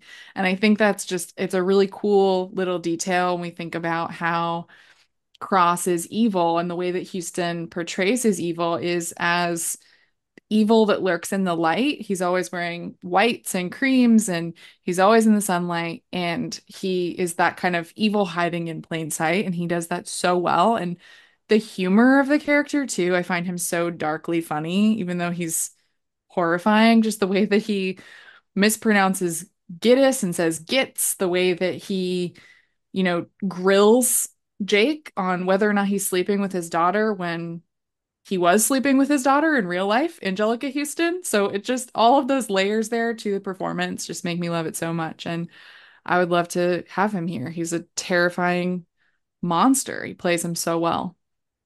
I will like to just, I do need to add some clarification for Fred Astaire. The reason why this man is nominated is because Here we go. people are insane. But he did win the Golden Globe and he won the BAFTA the next year. That's So so he classic. so he did win everything but the Oscar for this performance. So Well, just putting that I out. mean, obviously, I don't know for sure, but I get the sense that he was sort of favored to win because of Yes. just sentimental reasons, you know. Yes, And the Josh. last time Godfather had three performances up, none of them won. So yeah, I could see that that probably was the thing on the night that he was going to win for it. Yeah. No, I mean De Niro kind of winning is a surprise. I mean, it is also I gotta say I, this. This is my controversial opinion about Robert De Niro. In this movie. Okay. This uh-oh. is my No, controversial sorry, opinion about it. because This is, it this, might be mine too. this is the thing about it's a good performance. Okay. There's nothing wrong with this performance. I love it. But I do think he is winning off the back of that character Yeah, a lot. I think so And too. the brand or Brando-ness of that character. But And I I think do he's better than Brando at the oh no, part. oh no, no, no, I no, think no. pretty easily for me. He That's just is how I feel. he's not the I can't go supporting quite he's that not far. the I'm supporting sorry. actor in this movie that deserves the They're nom, let also alone the win he's either. also I mean, yes, technically he's playing the same character, but they're two completely different points in their lives. So Mhm. you could even argue that he's not playing the same role that Marlon Brando is playing. Yeah, no, Yeah. for So sure. But yeah, it's just that brand, it's but I the agree. name, you know what I Hmm. mean, of it because he going into that night again did not have anything. I mean, we didn't have a SAG, right? And If SAG I were wasn't doing Oscar predictions in Fred Astaire 1974, I probably would would have have been Yeah. predicted Fred Astaire. Yeah. yeah Hmm. Part going of into that it, night. part of my argument would have been that all three of the Godfather nominees would have split Yeah. amongst Yeah. themselves, and Fred Astaire would have been the natural Also, winner there. Chinatown is actually the film that wins most of the precursors going up at this That's point. another weird thing about the Oscars this year. Like Hmm. the fall off of Chinatown Yeah, is Yeah. crazy. they Mhm. must have known something. I would have been very You know, unhappy if yeah. I were alive back then No, you with wouldn't have. some You of love The them. Godfather Well, Part I love II. it, but some of them, I Yeah. think I would have just been like, what happened to this Yeah. movie that I love so much? Why couldn't they split it more? Yes, this movie Um, that got like 11 Oscar nominations. It was treated so yeah. terribly. Yeah. This is how I think about the Oscars. Hmm. But I would too get rid of And the I day. would, oh, sorry. Oh, I'm sorry, Karen. Go ahead. Oh, I would have just been yelling at everybody to go freaking watch Swept Away. But anyway. There you go. I would get the dancing man out of there, and I would get Jeff Bridges out of there. That's what I would do. And then Who's not I even a do supporting like, actor in that movie, but yeah, no, he's still. not a supporting actor he's either. In fraud. that Yeah, that's some fraud. but I do like Um, him. and I agree with Sophia's premise. We could easily I mean, we could, but there are we could. some I'm not names. going There are some to, non-Godfather names that I but would there like are to some throw out there. non-Godfather performances we're gonna have to talk about. But we're talking about the Godfather Part II, and there is an essential performance that was not nominated. And I just have to say, John Cazale not being nominated for Fredo is ridiculous. It's That's the crazy. that's the best supporting performance in the film, easily for me. I like And, Gatso too. and I think he's great too, though. In his, and I think Strasberg is another one of those veteran nominations. Just hanging out in Havana for most of the film and all that stuff, and like leaving halfway through that movie, and we don't see or hear from him until the airport at the end of the movie, and it's like, okay, I get you. You have like a method or whatever, and blah No, blah blah blah blah. I But love Strasbourg. Mhm. but Sorry. this whole movie is about that. It is about the family, and it is about that bond being broken, and what Fredo does is so um it's so intricate to the story, and his scene with him when he breaks down is incredible, and he's incredible in this movie. um he should have multiple noms in from his career. um but this just feels like just a glaring omission for a movie that we already talked about, missed a bunch of other things. But how you watch this movie and you don't see, I mean, maybe it's because he's essentially the villain, I guess, by the and or the traitor and everything. But I don't know. A lot of what Pacino has to give off of is from that performance too, and a lot of those, and so I think that they're kind of 1-2 with each other in that movie. And but I'll wait for others to I'm just putting my 2 cents out there for that to be in the mix. But Karen, for yourself, who are you replacing from, or who are you getting out of this category? I'm definitely taking Fred Astaire out. Okay. Sorry, I love Fred Astaire, but and I enjoy, as I said, I enjoy the Towering Inferno, but it just feels like such a sore thumb in this category. Mhm. I agree that Jeff Bridges is category fraud, but I would not take an Oscar nomination away from him for that movie. I think it's a great performance and a really great film. Um, I, and I don't know. I think I can only take out Fred Astaire. I don't think I Oh, can okay. take out any of the men from The Godfather. They're all so great. I agree that there are a couple more that should be added. I can't take out any of the ones that made it in. So, Okay. yeah. So as far as just removing somebody, I'm going with Fred Astaire. All right. Josh. Yeah, Fred Astaire should be out. And I also would remove Jeff Bridges. I do agree that he is very fun in that movie. I think the movie is a mess and very dated in some of its comedy, let's say. Uh, but I do think he's very fun. But yeah, he is like a full co-lead with Clint Eastwood. This is like not a supporting performance at all. And I probably would remove him just for that. I do agree with Houston and John Cazale, like those feel like they really should be in here. But there is another person that I feel equally as strong about, and that's Harvey Korman from Blazing Saddles. I mean, he even mentions, He's risking an Oscar blowing he's nomination in the blowing movie. a secured best supporting actor nomination.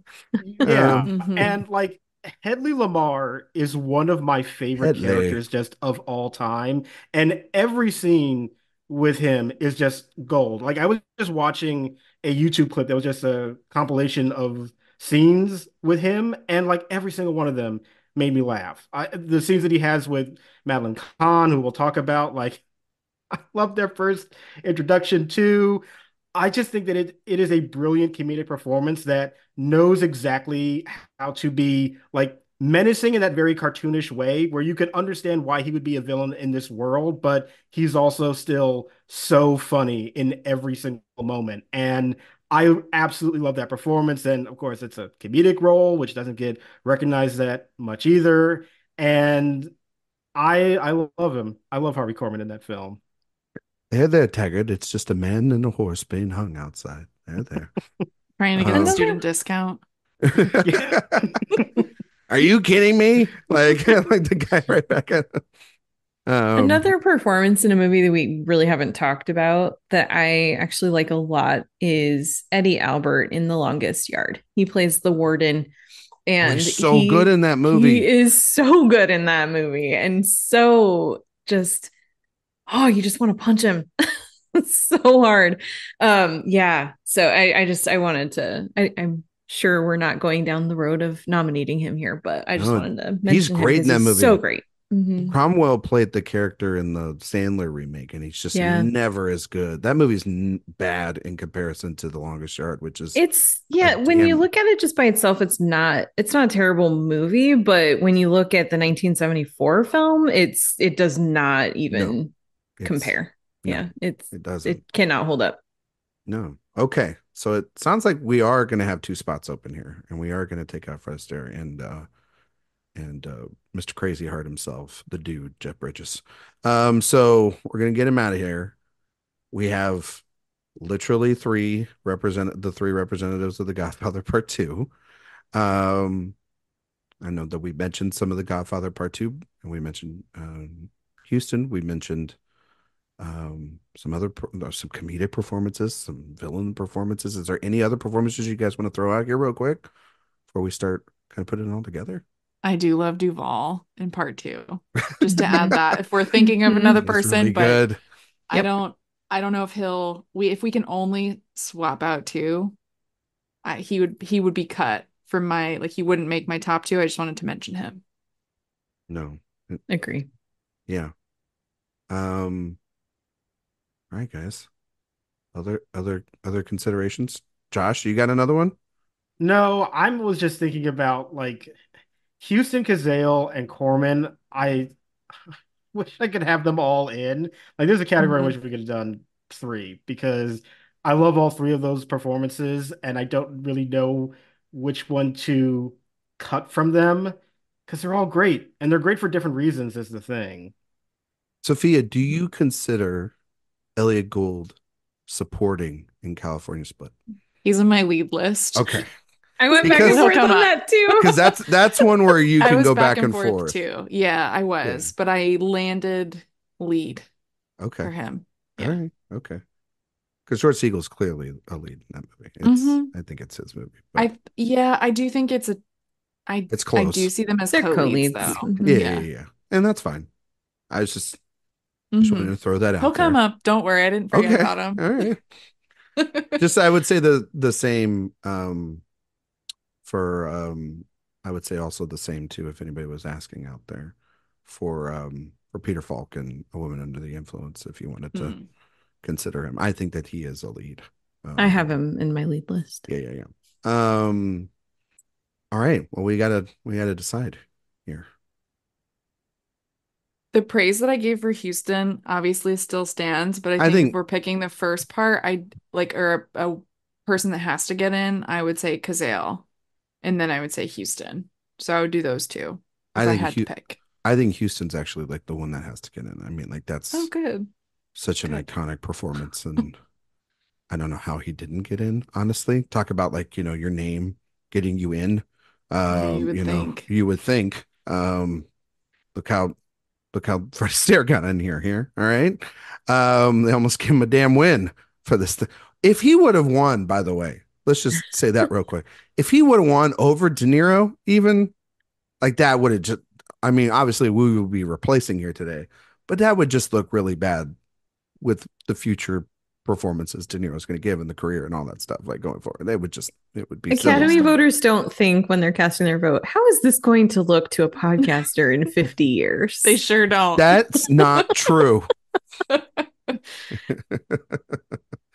um, okay. Are we good with Houston? Does anybody have an objection to that? Anybody No, caring? because Houston is like, yeah, he's so menacing without even having to do very much. He just shows up and he has that booming voice and he's just hmm so unsettling. Yeah, he's Mhm. great. By the way, He's like, Chris Christopherson and Ellis doesn't live here anymore. Not saying he deserves a knob, but good Lord, the man smash. smash. I mean, like you gotta just talk about it. I mean, woo. Look, Yeah, how did we I not talk agree with about that. Yeah. Yeah. That's I'm a like sitting different there. I'm like, no one's category. gonna Yeah. mention that. Oh, anyway, just had to put that out there for all of us. On John Huston quickly, the one moment near the end that always really scares me that I just have started noticing on recent rewatches is how giant his hands look compared to Catherine. Like he looks like like a monster from like those old Universal movies to me. Like just how they engulf her, like it just so scary. And again, he's like you said, Josh, it's just sometimes his physical presence that is the startling thing, but that's also right. That's a huge part of the performance. Yes, Yeah. man. Okay, I know I made a passionate plea for this earlier, but since there are three from The Godfather, and I love Cazale a lot, I'm willing to table that one actually. If we had three to replace, easily I would replace like Strasberg for Cazale. That would be pretty easy for me. I don't know about everybody else, but that would just be for what I would do. But I do like variety, and I do not want four people. And I do agree with Josh on Corman, but I also agree with Karen on Eddie Albert's performance in The Longest Yard. That is a great performance, and I don't think people get enough credit to that villainous turn there. So that's kind of where I'm leaning to actually to just have some variety in Yeah. the To be category. honest, I was sort of there too because, like, look, we Nice. all love John Cazale, obviously. I know we do, but four slots being taken up by one movie, even if it is a masterpiece, I just feel weird about that. I just feel like we can't repeat history's mistakes. in certain ways. Well, you know, and like this we is said a the same thing glaring about one. we said the same thing about the Matrix during the 99 episode, and that went by Well, the I didn't wayside. I didn't So agree with that one, but I agree with this one. yeah, but you still went along with it to get your Mhm. way. I No, sure she did. agreed with not including it. And that's the thing. Yeah, but for me, the history of Eyes Wide Shut is just that's my history a little I bit also more. think I Mm. also think too his more egregious non-nomination is in 2 years for Dog Day Afternoon. See, Mhm. I don't agree. I do. I think it's Fredo. I don't know. They're both great But performances, it's a but yeah. they didn't And I agree. nominate. I think he is the best supporting performance in The Godfather Part II, but I think just by the nature of the exercise for me, if we were replacing three, I would say yes. But with just two, I don't know. I think he would actually miss out for me, as heartbreaking as that is. Okay, so where are we going? What's I mean, Josh, you put out Well, Corman. yeah, Corman would be the one that I would put in. Karen. Mm, I'm gonna go with Eddie Albert.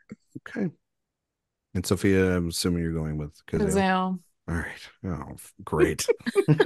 Great. Now I'm going to No be the pressure, bad. Ryan. No pressure on me. Wow.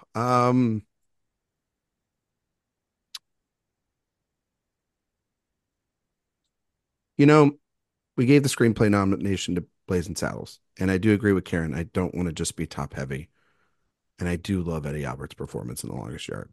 So I do think that is a very worthy nomination.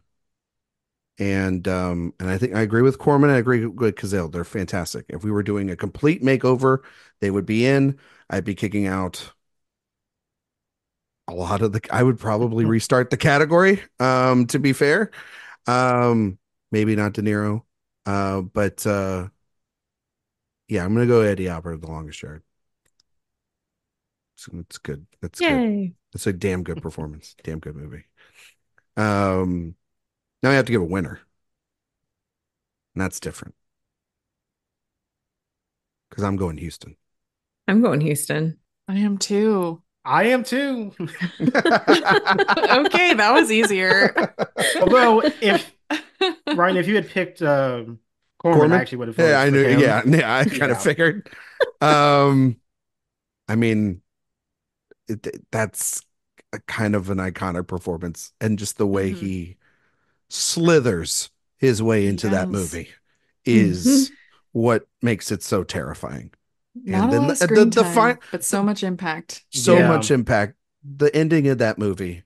Oh, when he It, says "I'm your grandfather," and he has to like stop for a minute to Oh, think about hmm exactly how he's going to introduce himself, and oh, just mm, Oh, disgusting. Yeah. the it's an future, iconic. Mr. Gitz. Yes. Little Well, Daniel and Plainview there. yeah, and to Sophia's point too about how he doesn't have a lot of screen time, but you forget because of the impact that he makes. Yeah. It's that, Hmm but it's that lingeringness, right? Hmm. Of the corruption, Yeah. of the power dynamics that Jake's is just having to overcome this entire time, even as he gets entangled into this web. And that, yeah, that long kind of standoffish shot where he's sitting in the chair and when their first introduction, hmm it's such a power move. And you're right, Sophie. It's what we talked about a lot with De Niro last Yeah. year in hmm Killers of the Flower Moon. These light suits, Yeah. this Very similar smile, this effect. attitude, but deep down, this absolute corrupt, nasty human being underneath. All of that as it's been repeated throughout most of history. So, okay, supporting actor, John Huston. That's our winner. I like Sorry, it. That sorry, feels Bob. right. Sorry, Bob. Yeah. Sorry, not sorry. He has a better Oscar win later anyway. Oh, see, no, you guys, I Yeah. do really love this one. I No, think it's it's a a no. brilliant turn, I think this is the but better I love win. Houston more. I think it's the better win, the better movie. I'm not big on Raging Bull. That's my controversial opinion. I know. Maybe we'll do that. Well, we could do that You can Oh, do next next year. year. sign me up for Mhm. Yeah. sign me up for that I'm there. anytime. Yeah. All right. I know Josh, where Sophia's voting. You know, I think talk people know about where. smash in the Yeah. director category. Josh, can you read off the nominees for Best Supporting Actress, please? Yes. So, Best Supporting Actress, we have Ingrid Bergman for Murder on the Orient Express, Valentina Cortesa for Day for Night, Madeline Kahn for Blazing Saddles, Diane Ladd for Alice Doesn't Live Here Anymore, and Talia Shire for The Godfather Part II. All right, Josh, where are you leaning here? Um, Well, look, I like Ingrid Bergman a lot, but even she knew she didn't deserve the Oscar. And I would also say not really deserving of a nomination either. I don't really even remember much of what she does in that movie. I think she's fine in that ensemble, but I don't think that this is really a worthy performance to have in this lineup for me personally. And honestly, the other one that I would kick out is Talia Shire. I I Me really too. like Talia Shire just in general, and I'm a much bigger fan of her performance in the first film. The second one, she's good, but she does not really leave the impact as on me as it does for other people. So she's actually the other one that I would kick out. But definitely Bergman, I would say her. But yeah, the second one is Talia Shire for me. Oh, and Karen. I only had Bergman. Oh, okay.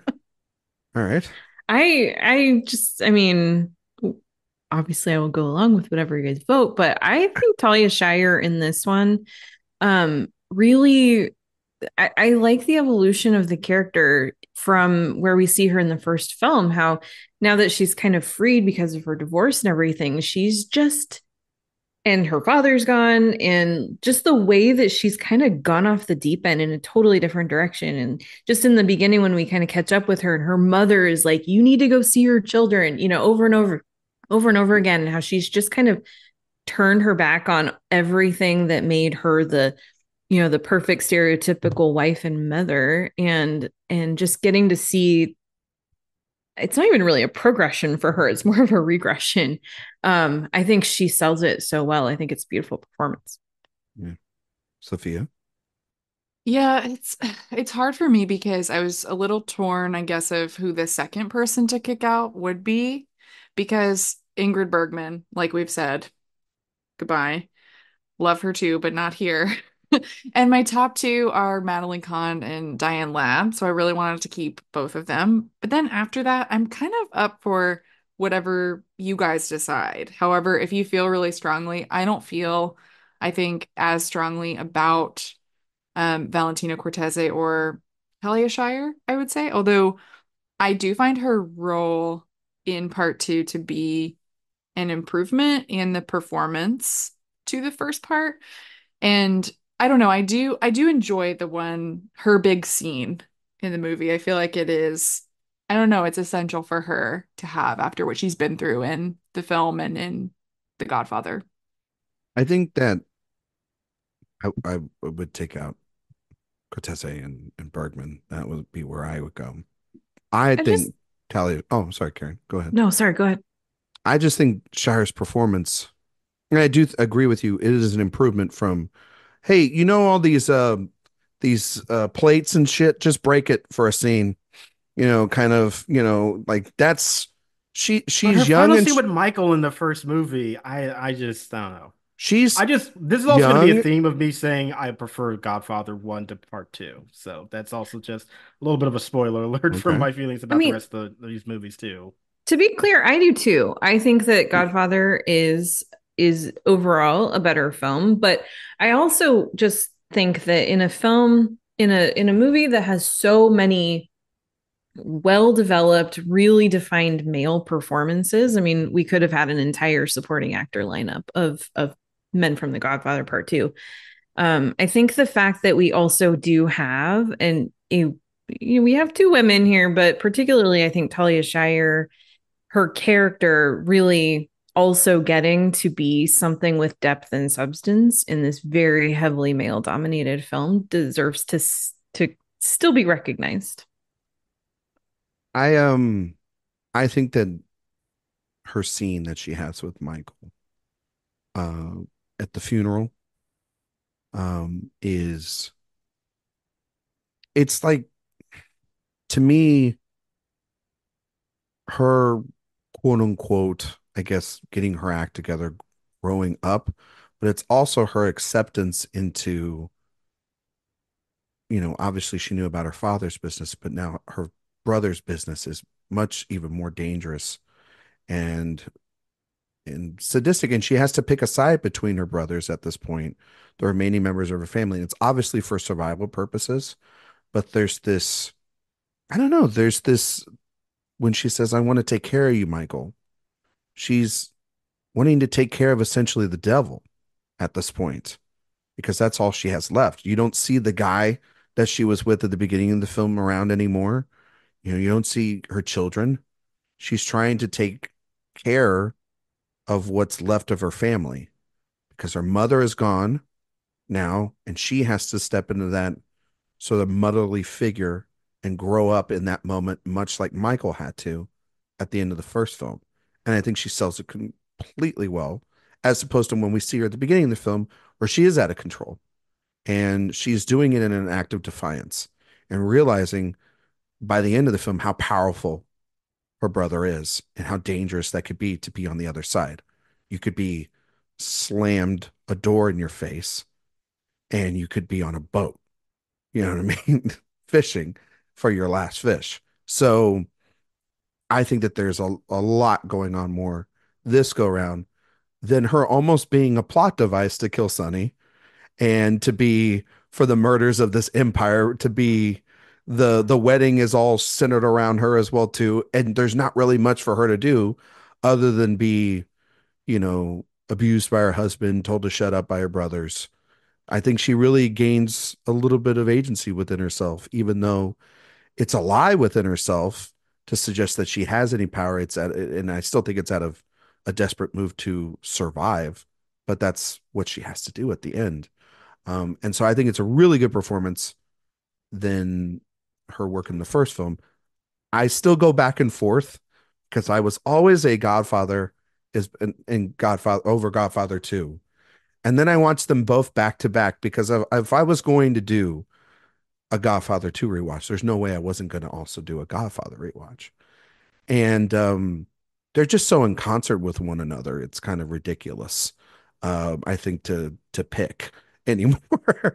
There used to be, did you guys remember the old, I guess it was on HBO or maybe it was on AMC, where they took the past parts with De Niro, Yep. and then that was the essentially the first act, and then It's like the Godfather saga cut where yeah, they put one and two, they put them together and edited it in chronological chronologically. order.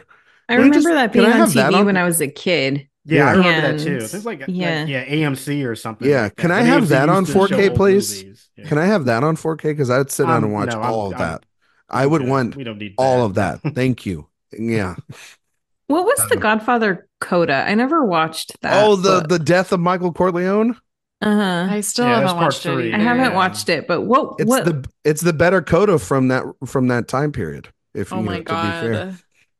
you I'm wanna talk gonna about not it. comment on that. I Christ. can't. But I've no. already said too much on that The- movie and throughout the past few years, so I'm good. Mhm. It sounds like we're gonna take up Bergman and Contessa, and it's gonna be Conrad and Shire. Correct? Is that how Sounds like we're it. going? Okay. Yeah, I'm good with Mhm. that. Okay. So who are we putting in? I would like to nominate Cloris Leachman for Young Frankenstein. Yes. Yes, Yep. please. Yep. Oh, she's so She's so great. Uh, She's so funny. She's She's so so funny. memorable. he was my boyfriend. Uh, yeah. Oh, I love when she's leading them up the stairs with those candles and they're not lit. It is so The good. staircase got to be treacherous. Yes. Yeah. The comedic timing that she has on display through the entire thing is so perfect. It's one of the best comedy performances ever. yeah. It's Yeah. That's a great nomination. Sophia, I think you have somebody you want. Well, I mean, I was gonna say like I would love to do a second Madeline Kahn nomination for Young Frankenstein. Yeah. I know we can't do that though. But just wanted to mention her. Oh, here I Just go. seconded also, and I actually think she's even better in Young Frankenstein, and I love her in Yeah. Blazing Saddles, but every scene in Young Frankenstein just makes me laugh uncontrollably. Yes. Like She's the so good in it. Yeah. yeah, Oh, I don't know if we can do that. Like especially again for if we want variety. yeah. I'm fine with the Blazing Saddles nomination instead, and we'll see where I end up voting. Spoiler alert, it's there. But I mean, I just want to say we don't need to nominate her, but I love Diane Keaton in The Godfather Part II. I think that she's She really know what great as she knows what Kay. she did. She knows what how dare her. She's I think she is one of those where like yes, I love her and everything, but I feel like here that scene that I quoted earlier with Michael is very good, and I think it's better work. She does better work in the second than in the first, even though I mean the first it's not her fault. It's a He sort of just shows up. thankless He role. just shows up with But those I kids. love when she leaves the kids behind. That's so funny to me because I feel like I would do the same if Al Pacino came back. 70s Al Pacino came back. I'd be I've been like, gone what two kids? years. What Who school gives a shit? bus? You know what I Like, mean? goodbye. But I think she's really good in part two and would be in support of nominating her. But Cloris Leachman was my first Okay. choice. Okay. Josh. Yeah, I'm right there with you. Like Cloris Leachman was first. If we could double up, actually, I would go with Madeline Kahn. But Yeah. for the sake of variety, I actually do agree with you about Diane Keaton. I do think that it is an improvement in performance. I think that scene between her and Pacino is so critical to both of those characters. And yeah, I think that she leaves such a very big impression, much more so than she did in the first movie, where she's involved in a lot of great scenes in that first movie, but it's more so like the movie constructing these moments around her. Whereas I feel she's much more present within this narrative. And yeah, I think it's great. It's a great performance. And I knew you were going to talk about it because it's Diane Keaton. But Yeah, I of do very course. much agree with you. Like I think that it would be very worthy to be here. Leachman and Khan were both nominated for Golden Globes for Young Frankenstein.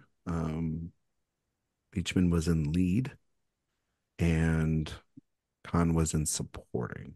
Just putting that out there. I'm not saying that like that I know that's what factors they in. did, but those are I think those I'm are just putting the supporting history out performances. there, folks. Yeah, I know, but I I'm would sup- consider Leachman I'm supporting. Yeah. surprised Sophia didn't say Faye Dunaway for the Towering Inferno. Like I she was on mean, my list, but like, I can come only on, be so what are we doing here unserious at today? any given time that The building in the Towering Inferno is actually nominated for Best I Supporting mean, Actress. I said in Towering Inferno, we all know why the building caught fire, and it was because Paul Newman and Faye Dunaway were too hot. That's all. That's the Too reason. hot to handle. Um, I can go with Cloris Leachman. Um, I mean, it doesn't sound like there's no other options. It does sound like Diane Keaton might get in. Um, and so, I mean, she does have that scene. Uh, you know what? I'm willing to give it to her. We didn't give another nomination in supporting actor. If we threw another one in supporting actress, it kind of balances out, right, guys? Are we good there? I think so. Yeah. Yeah, Unless I'm anyone, not going to unless complain. I know you're not gonna complain. There's no one else? Is there no one else? Is just throwing it out here before we move on.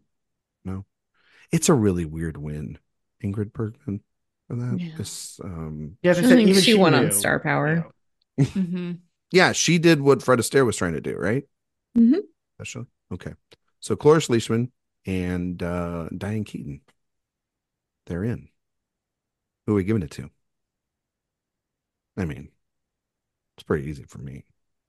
Yeah, it is, but I do love Cloris Leachman a lot Hmm. in Young Frankenstein, but I do think in my mind, I am recognizing, and this happens sometimes at the Oscars, the Yeah. body of work, the year that they have. So I'm gonna, even though I prefer Madeline Kahn and Young Frankenstein just slightly, I would vote for her for Blazing Saddles. I think especially just the way that she uses her sex appeal and sexuality in that role is so smart. A wed She's woes. so funny. How ordinary. How romantic. Have a seat, Sheriff. What a nice guy. Uh, Everything below the waist is is kaput. kaput. Quotable, folks. Yeah, we can Yeah, just quote Mel Brooks movies all day. Like we could just quote her performance all Yeah. day.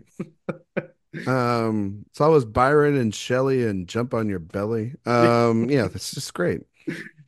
Josh, I assume you're giving it to Madeline Kahn? Yeah, I'm also voting for Madeline Kahn. And I do agree that I do prefer her a little bit more in Young Frankenstein. So it is a little bit more of a body of work vote, which, yeah, not completely fair, but as Sophia said, they do it at the Oscars all the time. And in fact, we even did it ourselves with Nicole Kidman one year where we gave it to her Yeah. for like two performances. So yeah, I think Madeline Kahn was a genius. She was brilliant, funny in everything that she would do, and also making those characters seem very real and grounded, and even in very unusual circumstances. And I miss her every single day, Me and she too. should have this win. She should. Karen? I love Madeline Kahn. I love that she's in two really memorable performances this year, but I'm voting for Cloris Leachman. Okay. All right. Okay. Just shout out Diane Ladd and Alice Doesn't Live Here Anymore. I think She's that's great too. great. Yeah. She's Yeah. a I great love her in that. performance. Mhm. It's low key top 10 Scorsese for me. I really Me think that too. that's a beautiful movie, and I don't think people talk enough about it. They just think he makes a bunch of gangster movies, and you know what I mean. And he makes some really other beautiful character pieces as well. We didn't talk about Jodie Foster and Alice Doesn't Live Here Oh my Anymore. gosh. She's so funny. She's so good. Oh my god. Yeah, I'm going Madeline Kahn. I mean, it's one of the funniest performances I've ever seen. It's weird that we're basically describing this as her Danish girl win. No, I'm just kidding. Because Oh we're my like, God. because she should win for Young Frankenstein. I'm just kidding. You know, I'm messing around. But yeah, if there was a career win, it should have been this because or a year win, right? Because like every time that usually happens, it's one, it's for the worst of the two performances or three performances, The and Reader. the reader, the Danish girl. The Danish girl is a movie that exists, and That is true. Unfortunately, yeah. unfortunately, we were this probably an expanded lineup. We were this close to get it to a Best Picture nomination that year, probably. Um, but yes, Blazing Saddles, Madeline Kahn, she's winning Best Supporting Actress, and that'll just make everybody in my family happy because we all love watching Blazing Saddles. So, it's also too, I do want to praise the Academy for nominating that performance as well. Like that's one we didn't have to put in. That's one that they did. And that's one of those still shocking things of like, wow, okay, good for y'all. So It's true. good for y'all.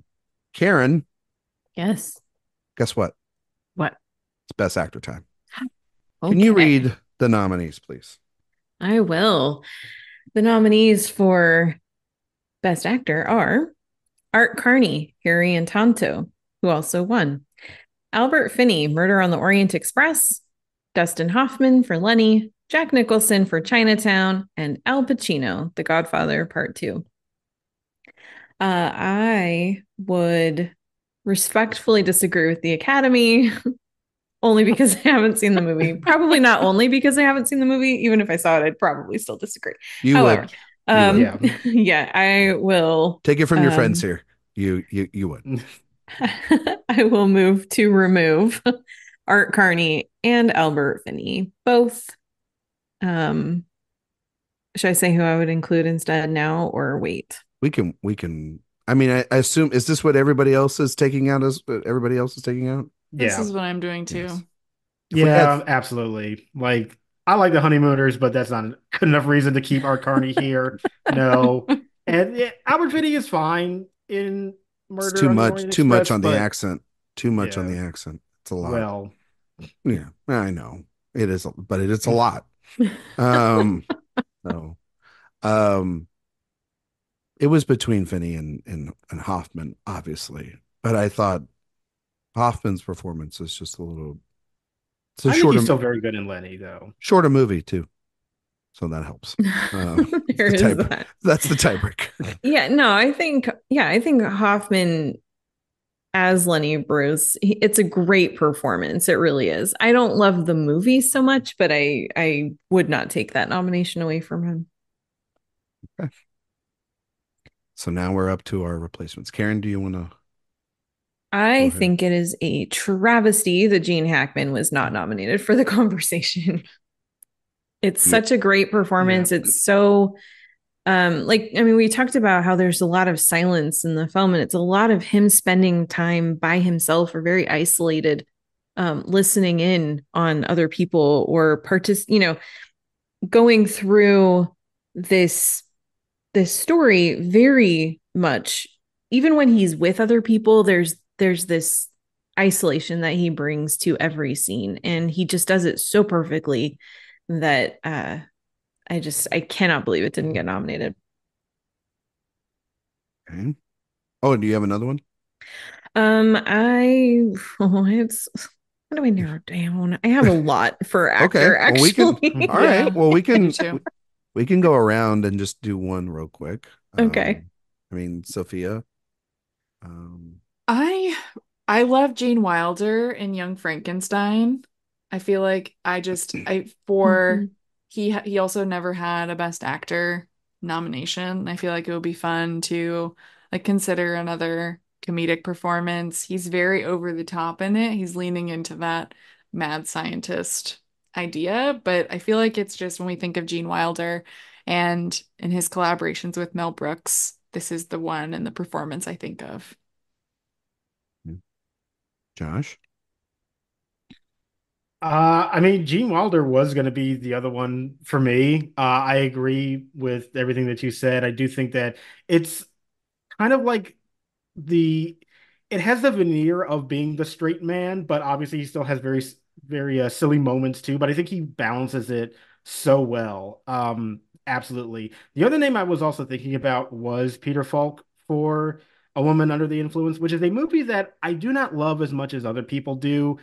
Cassavetes, I have a very up and down relationship with his movies. I recognize his talent, but sometimes his films don't connect with me in the same way. But I do think that Falk is playing a very tough character to kind of nail down at times. And I do find him to be really captivating in that role. But even still, I would say I have a preference between those two towards Wilder, just because I think with him being the creative force behind that movie too, he's a co-writer with Mel Brooks. He has a very good sense of like the tone of that character and that role. And I just think it's executed beautifully with Wilder there. Siegel and Gould. Um, I have them too. the law I firm of love him Siegel so and Gould. much. California Split. Top three Altman movie. Um, Oh, what the Safdies think that they're trying to get away with in terms of uncut gems and other films. those Safdies are trying to make an They're Altman movie they're trying to still. make Robert Altman movies, and this is Yeah. definitely uncut gems. It also reminded me of a movie that with Ben Mendelsohn and Ryan Reynolds, Mississippi Grind. It's totally built off the back of a movie like this of these just gamblers that can't stop gambling, and they both just enable each other. These are just wild performances that we don't talk about enough as all-time performances in Robert Altman's filmography. Um, yeah, and it's kind of hard. I know that they probably neither one of them will get in. But it's kind of hard not to have them both in because they feed off of each other so much.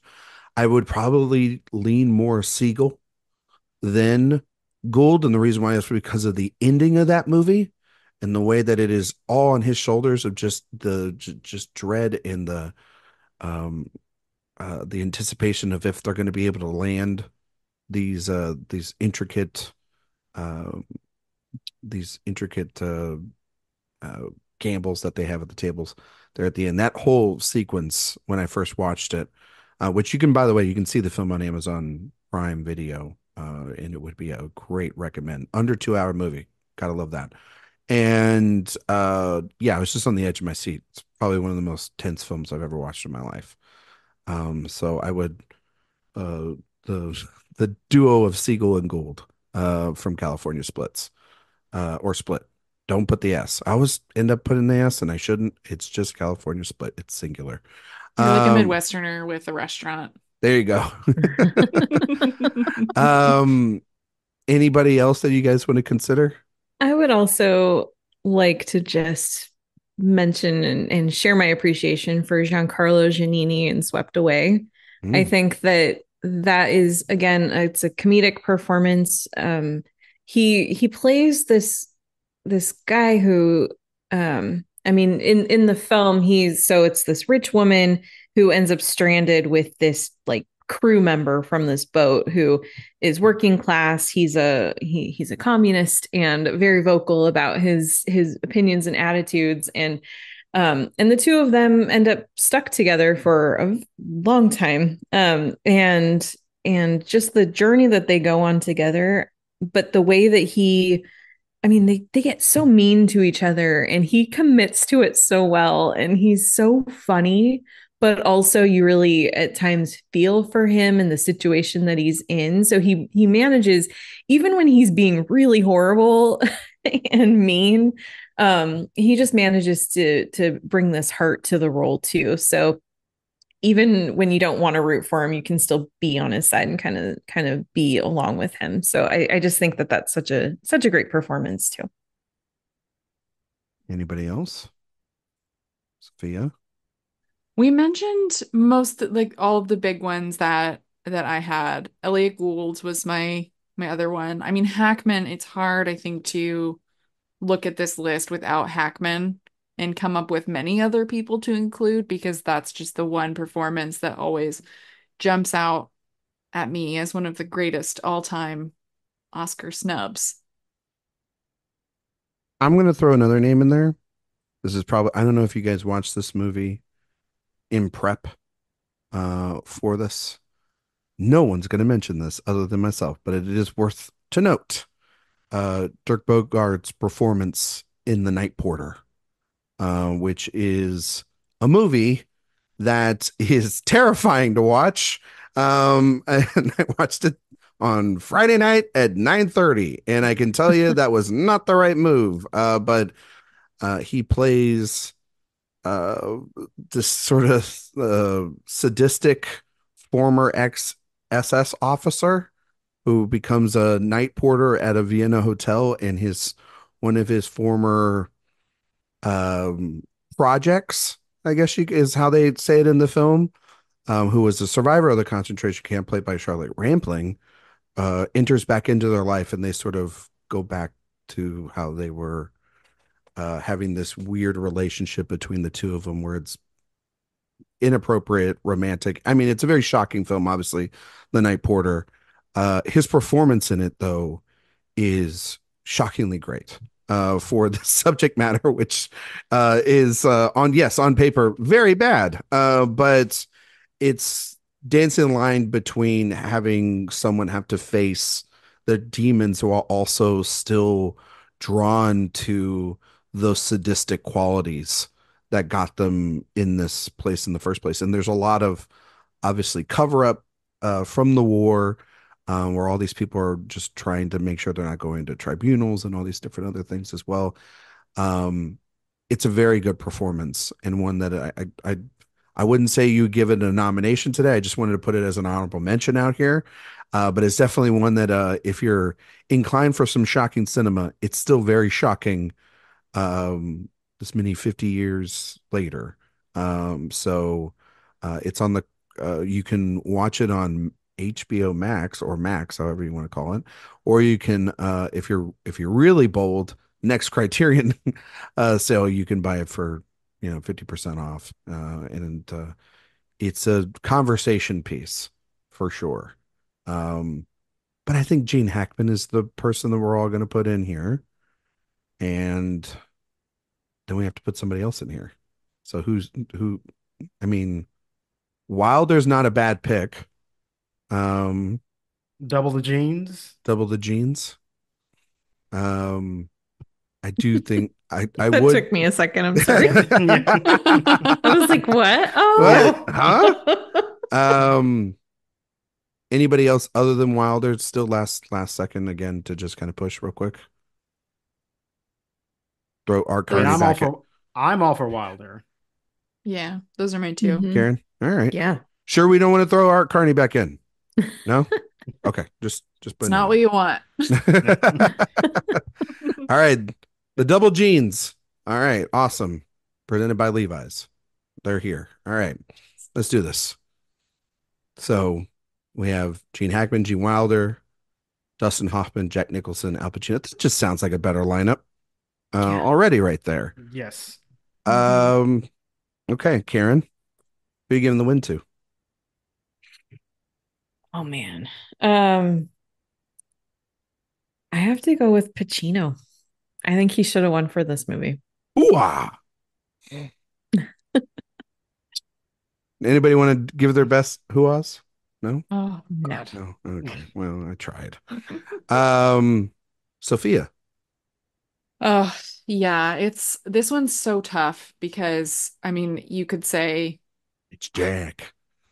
I love Jack in Chinatown. I think he's fantastic. And if you look at precursors too, he totally had a path to Yeah. win, which is so upsetting because I think if he did win, it would have been one of my all-time favorite wins, even though my preference wouldn't have won. My preference is Al Pacino. I've said on a few podcasts and so on my own show when we covered The Godfather Part II, I know I said this, and also we did they won for that Al Pacino where we talked about his role in Scent of a Woman, why he Ooh-ah. won. And there I said, I think one of my favorite performances ever nominated in this category to not win is Al Pacino in The Godfather Part II, because I think what he does here is that you have to, in the first movie, he's fantastic in that too, of course, but you see the rise of that character. And the rise, I think, is much easier, or at least a little bit easier than the fall or the corruption, that kind of devil within that he portrays here. And I think so much of it, yes, it's in certain lines. I can, think of specific line deliveries that he does. Like, yes, we joked about it was an abortion Michael scene, but the quiet rage within him that just builds over the course of that movie and how much he's changed from the first film, you just believe every single choice that he makes. And he navigates all of his relationships in the movie exactly how you would expect that character to, but also in such a very real way. And the tricky part about it is he's finding out pieces of information as we're finding them out in the movie too.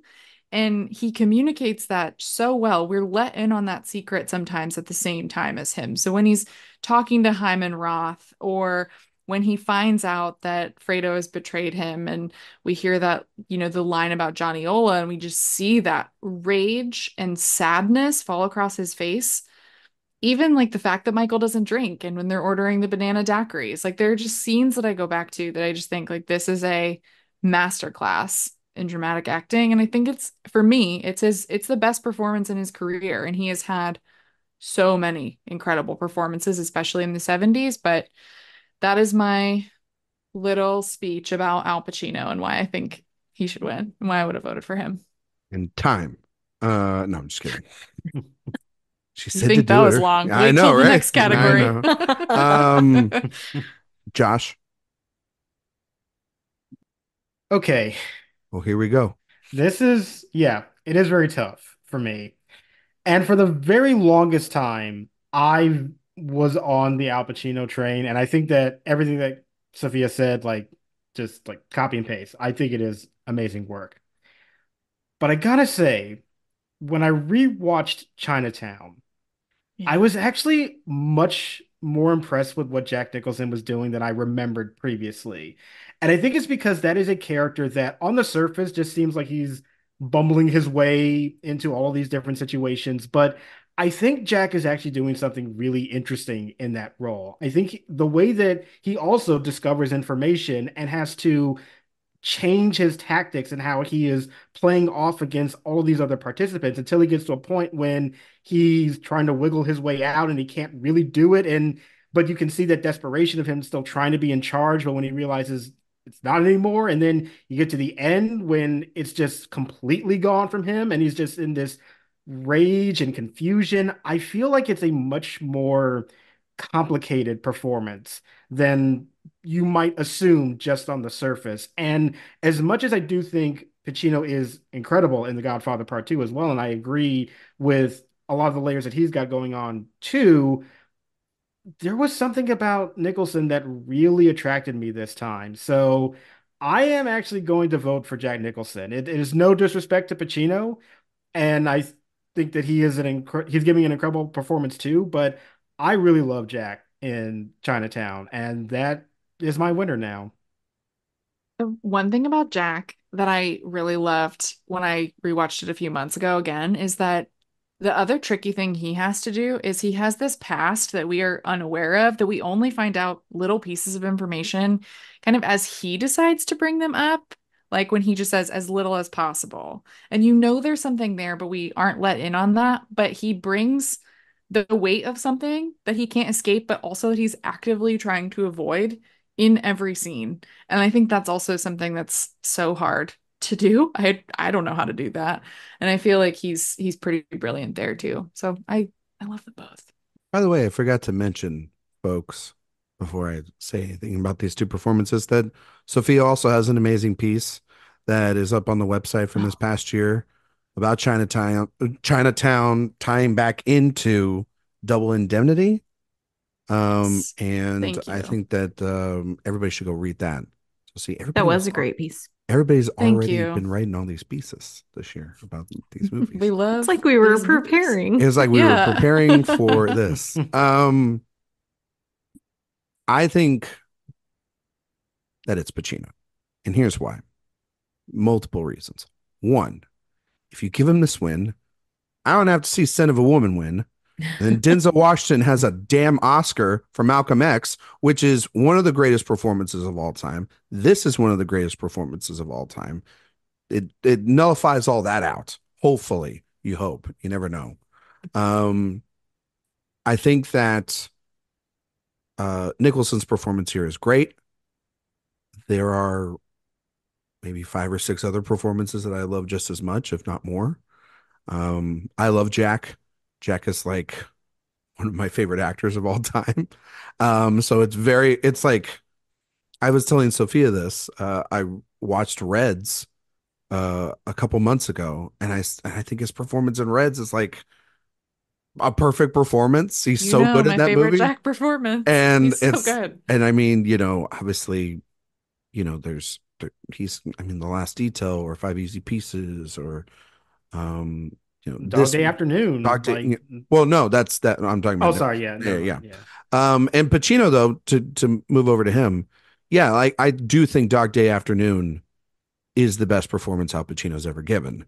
But then on the rewatch of this, I went, I think I might be wrong.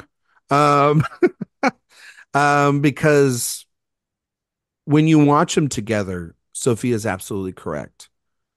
But it's actually Godfather 2, Michael, starts showing up in Godfather 1 when Kay ditches the kids and he gets out of the car and he's fully transformed because he is a jaded man that lost really the love of his life. And everything from that moment on is pieces to build an empire because that's what Kay is. She's a piece to have children, to build an empire that will extend long after him. He is building a dynasty at that point. And um, the only real vulnerability he has left, and he's not steely or he is the Godfather, is around his father.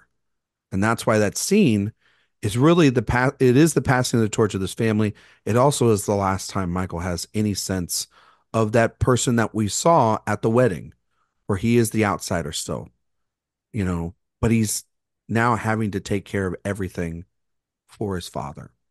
And then in this movie, he is a viper. And when you and a bear, and if when you rattle the cage, then what you get is this explosive performance. And yeah, it all then culminates right with that final beautiful shot of him sitting alone and just stewing over the events that has led him to have no more brothers, a distant relationship from Tom. His sister is essentially obedient. His mother is passed. The mother of his children are out of his life. His children are scared of him. And his empire is in flux because he's been investigated by the government. What does he have left? You know? And he's no different in that scene sitting there in, was it like the garden?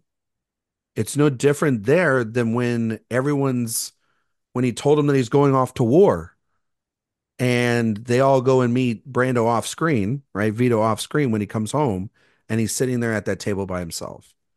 It's beautiful, beautiful work. That's why, I mean, we kept the screenplay the way it is, but also you have to buy in through Pacino's just performance. And it also, he doesn't become Al Pacino, which is like, he's still, I think, an actor at this point, not a persona. And as towards the end of the 70s and we get to the 80s is when we start getting closer and closer into hoo-ah territory. You know what I mean? And then it culminates in that. So, but I think that, yeah, it's an all-time performance. And I agree with you, Josh, though, that when I watched Chinatown this year, I I still do love Jack's performance in here. There's no one else I would want in that role. He's so damn good. I mean, Jack's one of the greatest actors of all time. It's just a shame he's going up against Al Pacino in this larger than human performance. Um, and he should have won for Godfather 1 too, also. And he was in the wrong category as well in that one as well too. But nonetheless, Pacino is our winner here. So, Josh, guess what? Yeah, yeah. Could you please read the nominees, Josh Parham, for a category that is called Best Actress? Yes. Best Actress. I The give this nominees, to Josh because he is the actress best actress guru around here. well, except for last year. Well, I was going to ask you, like, where where do we go from there actually now? Like, I'm perfectly fine with that. Get people off my back every yeah, I was going year. to say So it's probably like good, Yeah. right? yeah. Not to put anything on you, Josh, but you were still actually correct that that performance should have won. So I live to forget last year's yeah, win. yeah. So um, Yes, but for 1974, the nominees were Ellen Burstyn for Alice Doesn't Live Here Anymore, which was our winner. Diane Carroll for Claudine, Faye Dunaway for Chinatown, Valerie Perrine for Lenny, and Gina Rowlands for A Woman Under the Influence. And I'm gonna say this is an incredible category. And I love all of these performances to the point where like this is kind of a first for me where if we did just decide not to remove anybody, I would kind of actually be kind of okay with that because I think all of them are really great and I don't really feel a need to replace anybody. Nobody feels like it's egregious that they're here. And I think the one I would put at number five is probably Valerie Perrine, but she's still Mhm. great in that movie. I love that performance. Like, that would be the one I would rank five. So if somebody has like a name that they really want in here, I would say I'd be willing to drop her. But otherwise, this is a great lineup, and I love all of these people. And it's one of the rare times I think the Oscars kind of got it right with a category. I would say not only does it not feel like there's an egregious inclusion, it doesn't feel like there's an egregious omission either. Yeah. Mm-hmm. Which is very rare with the Right. Oscars. Yep. Very Oh my rare. God. Yeah. I did this lineup on our friend Kevin Jacobson's show, and the I runner-up was wondering is if you did this one or if somebody here did this Well, it actually. was either going to be this or 76. yeah, right. It had to be a Faye year. Yeah. But I think so what I said on that is that this is my favorite Best Actress lineup of all time. I don't think there is a dud in the bunch. And Karen, to get to what you said at the beginning of the episode about like women's roles in film at the time, these movies all actually spotlight the women and their performances to varying degrees, of course, but honestly, I think in many of the scenes, like these actresses are stealing the show away from the men, or they're going, directly head to head with the lead actor. And I feel like, even in the case like of Faye Dunaway in Chinatown with Jack Nicholson, I think that their performances in that movie together and how they work opposite each other is a huge part of why that film has held up. So I'm all for keeping all five of them. I think they're all great. Aaron? I totally agree. Completely agree. And just to Sophia's point about Chinatown with Faye Dunaway, I think that you don't get her role without Jack Nicholson, but you don't get his without her. Like they have to work together and they do it so perfectly. Yeah. I agree. And I'm willing to keep everybody here. I don't think that there was like a replacement as I was doing the research that really, I mean, it was super all encompassing, this lineup. And I was like, man, there's not really like one I'm like, you got to get this person out of here in order to get this person in. So I think for the first time ever, we have no replacements. We've been doing this a while for a couple episodes. We've never had no replacements for a category. They don't carry over, folks. So I think we're going to keep it as is. Now, that doesn't mean that there's not going to be a discussion here. Um, so who wants to start? Who wants to go I think first? Sophia has to start. Sophia, you want to Yeah. you want to go first? Yeah. Go ahead, Sure. Sophie. Yeah. Well, okay. So I will start by saying that Faye Dunaway is my favorite actress of all time. Like I'm obsessed with her. I have her portrait of her sitting poolside with her Oscar right above me at my desk that I'm looking at right now. But I love her win for Network, and I'm fine with it sticking. And she's actually my second favorite performance here. I think that what she does, though, that I want to talk about is what's so perfect is I think when people think of Faye, they think of this really explosive woman, this actress who just commands scenes and who yells at the other characters and who just kind of takes every scene by storm. But Evelyn Mulwray is so different than that. She has to be completely unknowable. And I think that what Dunaway does there is just flawless. And I feel like it's one of her great performances in a perfect Best Actress year. But I have to vote for Jenna Rollins in A Woman Under the Influence because I think that what she does in that film is just unlike anything we've seen really put to film. And I think it is the gold standard that a lot of actors and actresses talk about of, what is the greatest performance we've ever seen? What is something where, it doesn't actually feel like we're watching an actor. It feels like we're watching someone live out their real life and their pain and suffering in front of us. And I think that's what Jenna Rollins does here as Mabel Longetti. She has so many scenes that I would fixate on and, think about as, when I think back on watching this movie, which I think that like even if you like how you are, Josh, like even if you don't like Cassavetes films or don't respond or get on that wavelength to them, I think there's something about her performance that just reaches a different part of you when you're watching it. She's a character that has these really, I think, like volatile mood swings and behaviors and these moments that are so painful and really, really heartbreaking these sorts of outbursts. But then she also has these very tender moments that just feel, I think, again, so real. And I think that feels kind of trite to say sometimes. It's like, oh, they're convincing you that this is a real woman or that you're watching, I don't know, someone live out their life in front of you. But I just think of her homecoming scene in particular and how delicate that is and how any other actor, I don't think would play it with the same sort of vulnerability and honesty that Roland's does there. There's so much pain there, but it feels entirely authentic. And if you read conversations that Cassavetes had with other filmmakers or interviews from his life, he talks about how his version or his vision of the Mabel character was completely different than what Jenna Rollins actually brought to those scenes.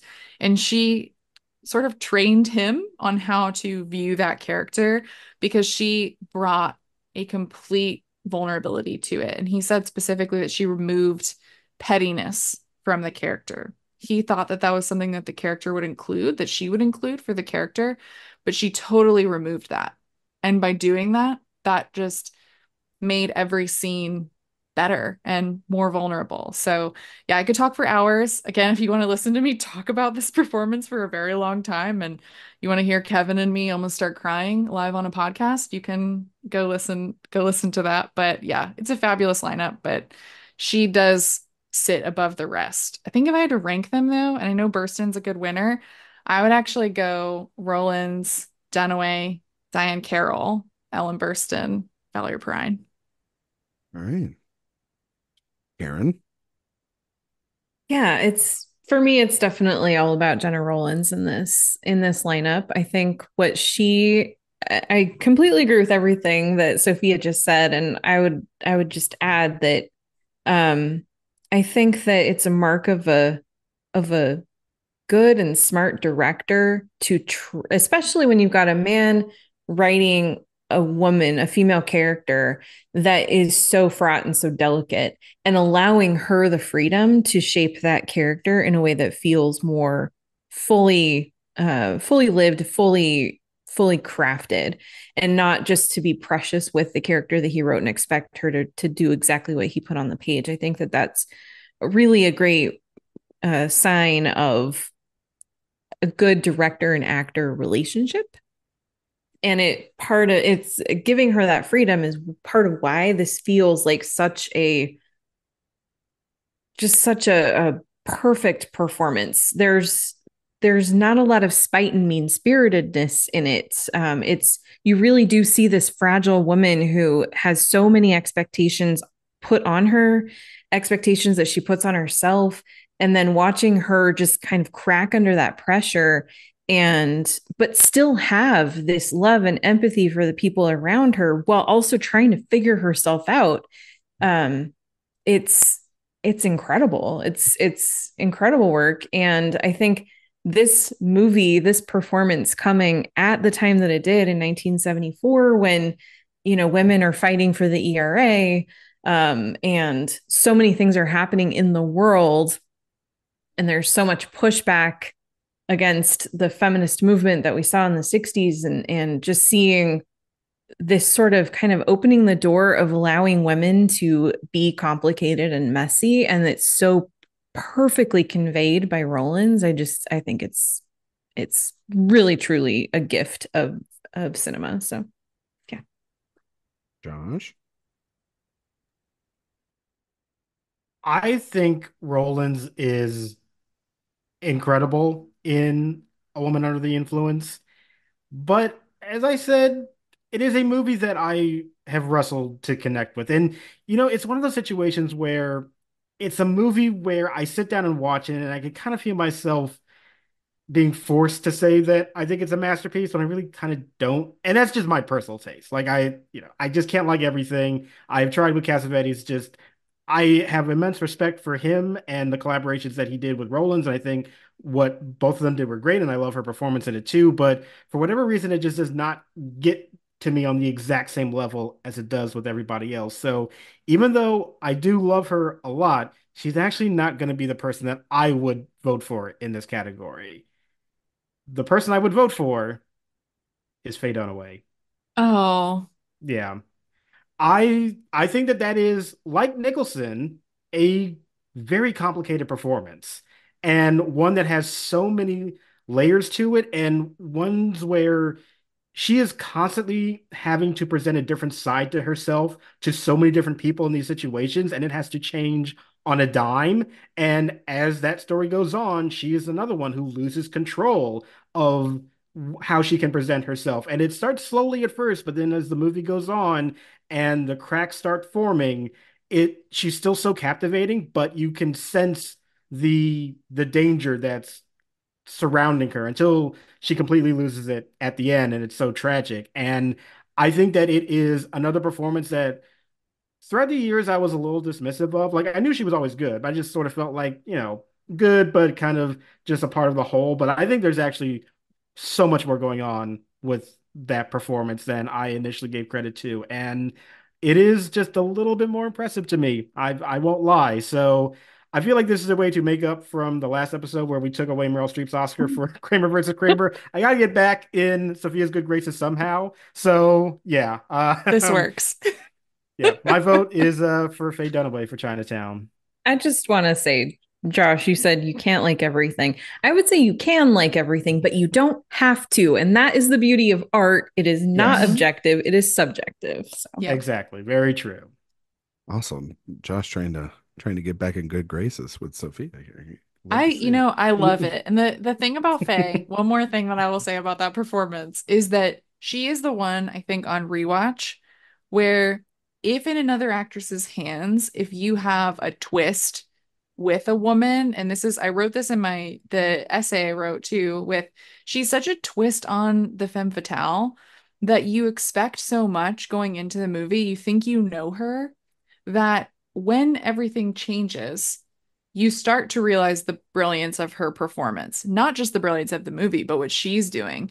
And so much of that too is that in these movies with twists, sometimes they don't hold up when you know the twist. But this one gets better because you know the twist. Yep. Because then you can just see those little choices that she's making throughout. It's a little look that she'll give a character, or it's, when you think of the moment when Jake tells her that he spoke with her father and she says, like, my father back, she thinks he might know something. It's so dark. And she inspired David Fincher to cast Rosamund Pike in Gone Girl too. Had to include that. So, um, this is tough. This is very tough. Um, I watched Claudine the other day. I think Diane Carroll's incredible in that movie. Also shout out, I didn't know where we were supposed to put him, but James Earl Jones in that film, He that's is a really good in that. that's a Yeah, he perfect is really good. performance. I guess he would go in actor, not supporting actor in that movie, I guess. You could He really has a go lot. either way. Yeah, you Yeah, really it's go sort of either way. borderline. Yeah. I don't know why I didn't mention it when we were talking about that.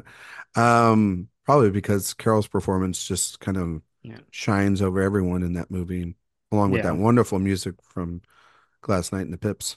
Oh, the Um, music's so great. yes. I agree with Dunaway. I think incredible in Chinatown. It's not my favorite performance from her. That's in a couple of years. Yeah. Um, her performance in Network is pretty goddamn great. I mean, I agree Um, that I do you think know, that's the better performance, but I also yeah. just think she's incredible in this lineup too. I I like, think she's Mhm. in great my here. world, she I should think have two she's deserving. Oscars. I think she should Um, get one for Puzzle of a Downfall Child too, but that's another podcast. um, this though, I mean, it comes down to obviously Jenna Rollins, the late great Jenna Rollins, who is, I mean, I like everybody else when she passed away, went back and rewatched A Woman Under the Influence, and just sat there and again, it is it's such a performance. Like, how do you? It's someone giving their entire creative body and soul into something. And Karen, back to your point, like for a male director to give themselves over to their actor and their creative decisions, how about a husband doing that with a wife? Take that to the next level. and just understanding, I mean, like this is what they did for so many of their collaborations in films over the years. I mean, heck, the mother in the film is her mother, and like it's very, um, it's the things that Rollins and Cassavetes did together. It was uniquely their own. That's why their style was unmatched by anyone. Ellen Burstyn, though, in Alice Doesn't Live Here Anymore, is an incredible performance. And I think that it's one of those performances that I think a lot of people, not anybody here, I'm not saying anybody here, but I think a lot of people, because they love Jenna Rollins' performance and they want her to win so bad, some people forget how wonderful Burstyn is in that film and how she was, in a lot of ways, the reason that movie exists, because she used her nomination from The Exorcist and then the power that she had from that to really champion and get this thing made. She talks, if you read back in Sophia and I on an old podcast before we talked about this film, about how she went to the movies and had dinner with Francis Ford Coppola, and he said, "Hey, if you want to make that movie, you should watch this little movie called Mean Streets." And she talked with Scorsese, and they developed that movie from the screenplay and built it all around her, and said it was one of the greatest experiences she's ever had. She wasn't there to accept the Oscars, or Scorsese accepted it for her. And it's a beautiful performance. I mean, it's unlike anything you really do get to see a lot in Scorsese's filmography, because it feels very stripped down, and it is very much just about this woman and her trying to build a better life for her and her child on the road, away from everything. And I think Burstyn's incredible in it. And so it's hard to pick, because I think there's two excellent performances. I think the bigger performance is Jenna Rollins. There's no question about that. And I don't think being bigger is bad. I'm not saying that at all. Um, but I do think that the Academy did get it right.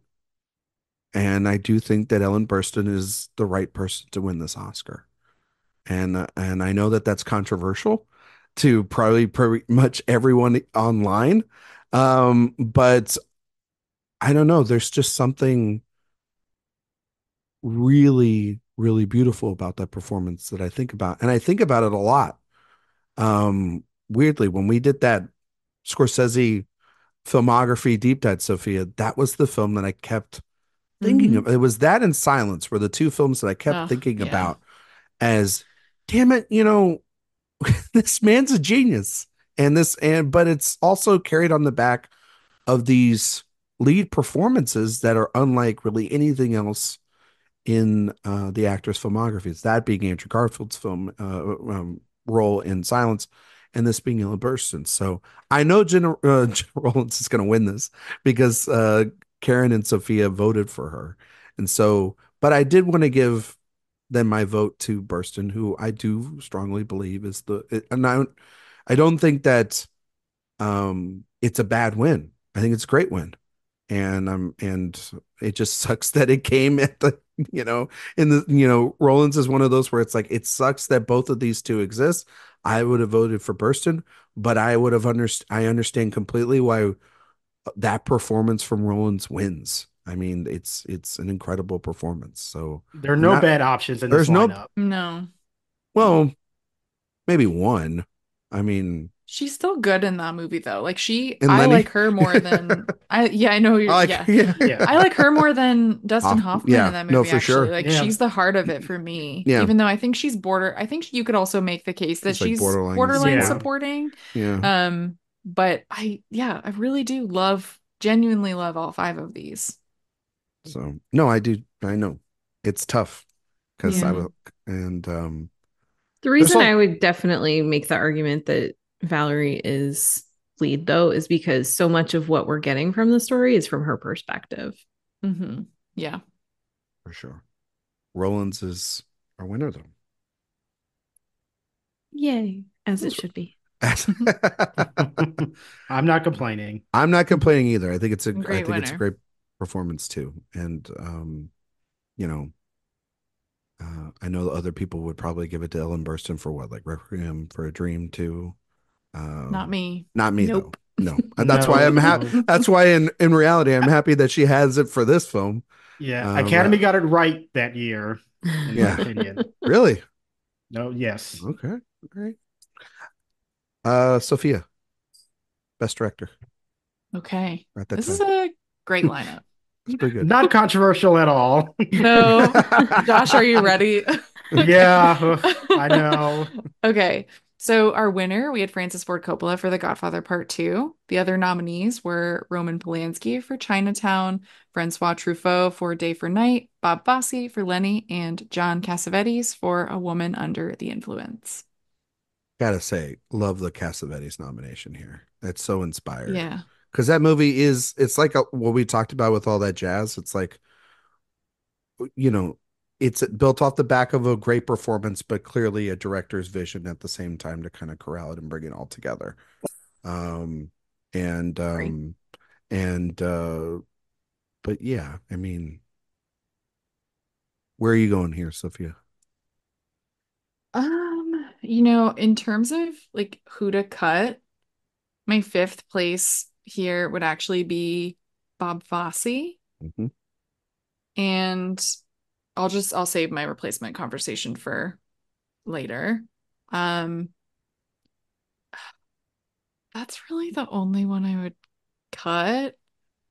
The only one I can make a compelling argument, I guess, to cut, which I can if you guys disagree, but that's where I'm leaning for now, would be to cut him at least. Josh? Yeah, I agree at starting with Fosse that he would be the one that I would rank fifth, even though I think it's great work still, but Mhm. just compared to the other ones, yeah.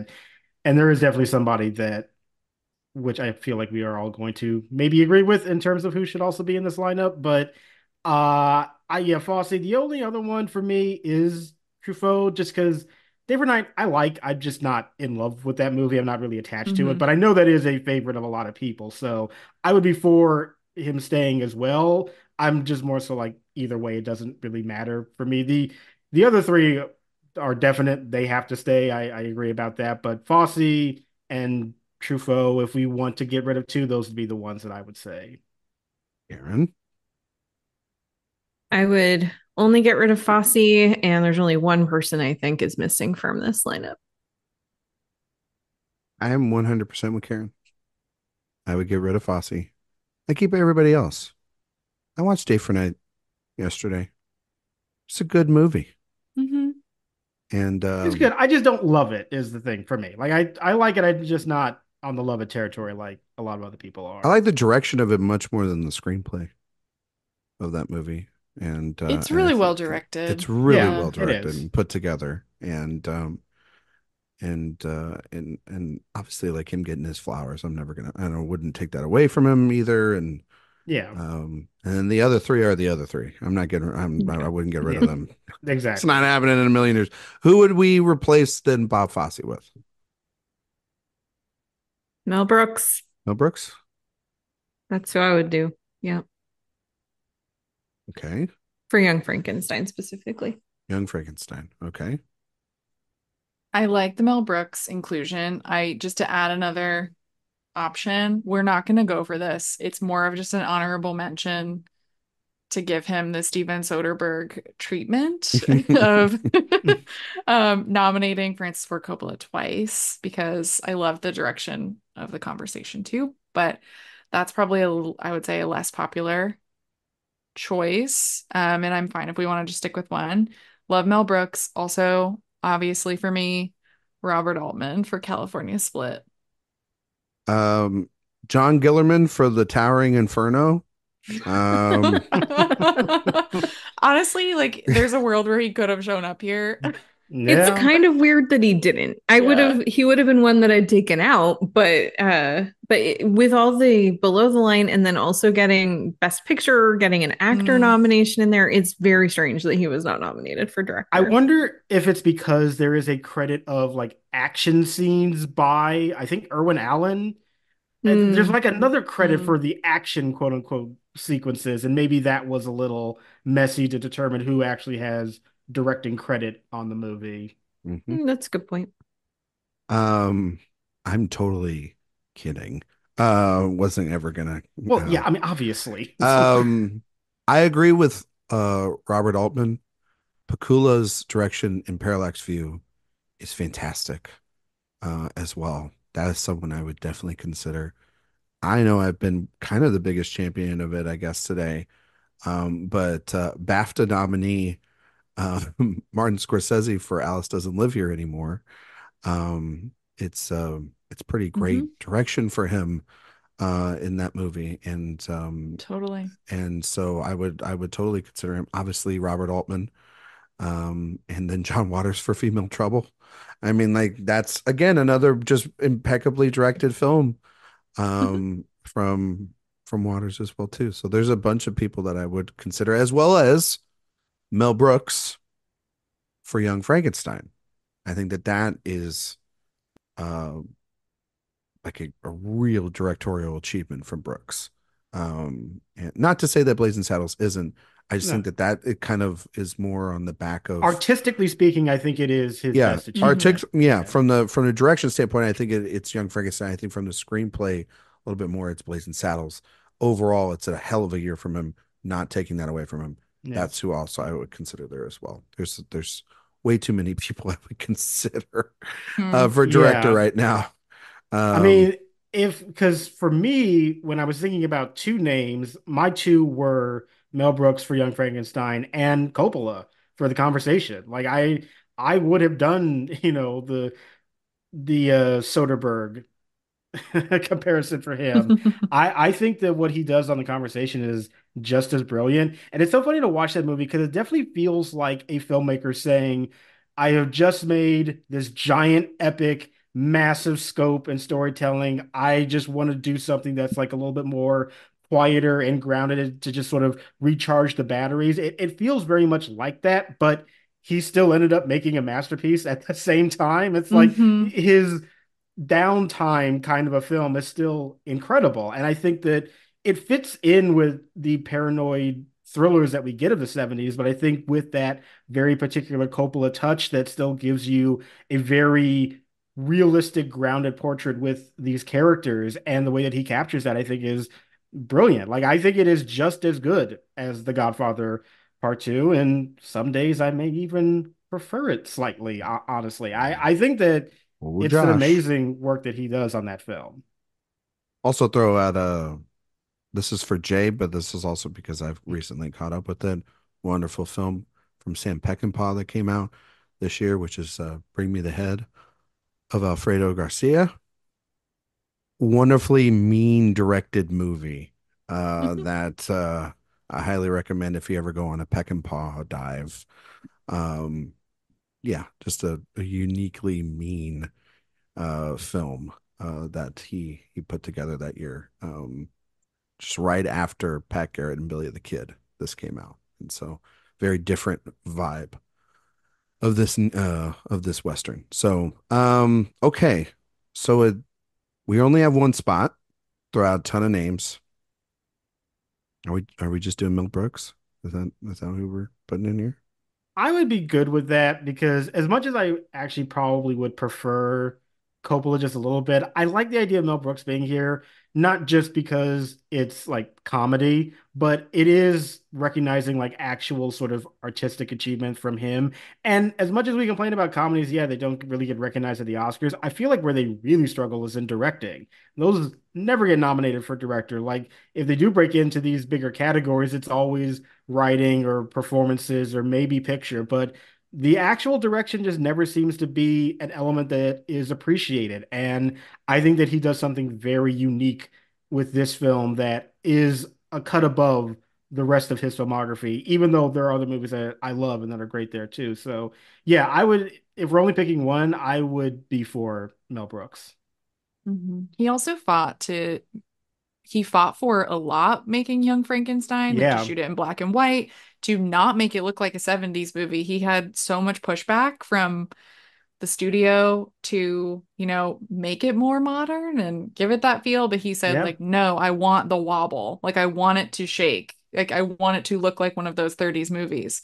So the fact that he won those battles is pretty cool too. Yeah. All right.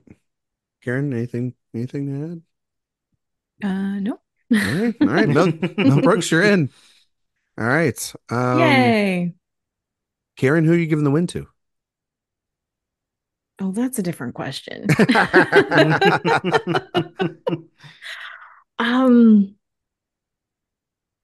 Yeah, I don't know. When I look at this lineup, and especially when we're including Mel Brooks, I think that's such an incredible lineup. I know Coppola won, but and he juggles so much to craft that film and to make it something that feels like a perfect continuation and companion piece to the original film, but also something that is its own thing. Because unlike you, Ryan, I did not rewatch the original when I sat down to watch this one because I wanted to just focus on this film for this conversation. And I think that it stands well on its own. It helps to know the history of how this family got to where it is now, but it's also not entirely necessary to be able to appreciate and admire this film for what it is. And I think that there's so much that goes into this. Like I mentioned with the Towering Inferno being almost a 3-hour disaster movie that is the highest grossing movie of the year. This is also a very long, very sprawling, very complicated story that has to tie together so perfectly. And everything that happens along the way just feels so perfectly placed, perfectly balanced, with a lot of incredible performances and so much great and weirdly unrecognized craft work that happened too. And I think for all those reasons, I have to stick with Coppola. Right. Sophia. Uh, okay. All right. I'm in your I'm corner, Sophia. sorry. I'm All right. sorry. Well, I also just want to say when preparing for this conversation started for me and I was like getting ready to rewatch all these movies, this is not the direction that I thought it would go because I am with Josh. I think that the first movie is a better movie. And I was like, yes, I'm ready to vote out Godfather Part II. And I just can't. That's, like Coppola's a great winner, but I think when I think about direction, like the great direction here, I have to go with Polanski for Chinatown because when I think about Chinatown, I think that so much of its success is that it's not made by an American director. It has that European feel that only Polanski, because of what he had recently experienced with Sharon Tate, could have brought to this movie. Arthur Penn was considered, Warren Beatty was considered. You think about that, and it's just like that would be a completely different movie. It wouldn't have held up in the same way. And when I think about what Polanski did with the script, cutting out again nearly every single subplot, untangling everything and just making it so perfect. And again, twisting that convention of the femme fatale. Evelyn, she's a character who lies, but her goodness is what's revealed. And that's Polanski. I think he also, in his direction here, he incorporates this classical framing that audiences would expect from a film noir if they're familiar with the genre. And, includes those styles of the past. But then, as the evil is revealed in the movie, he uses the camera to communicate that. He moves to this documentary-like feel with the handheld camera, and it's a completely different vibe that you experience, and that's when you feel your stomach drop out.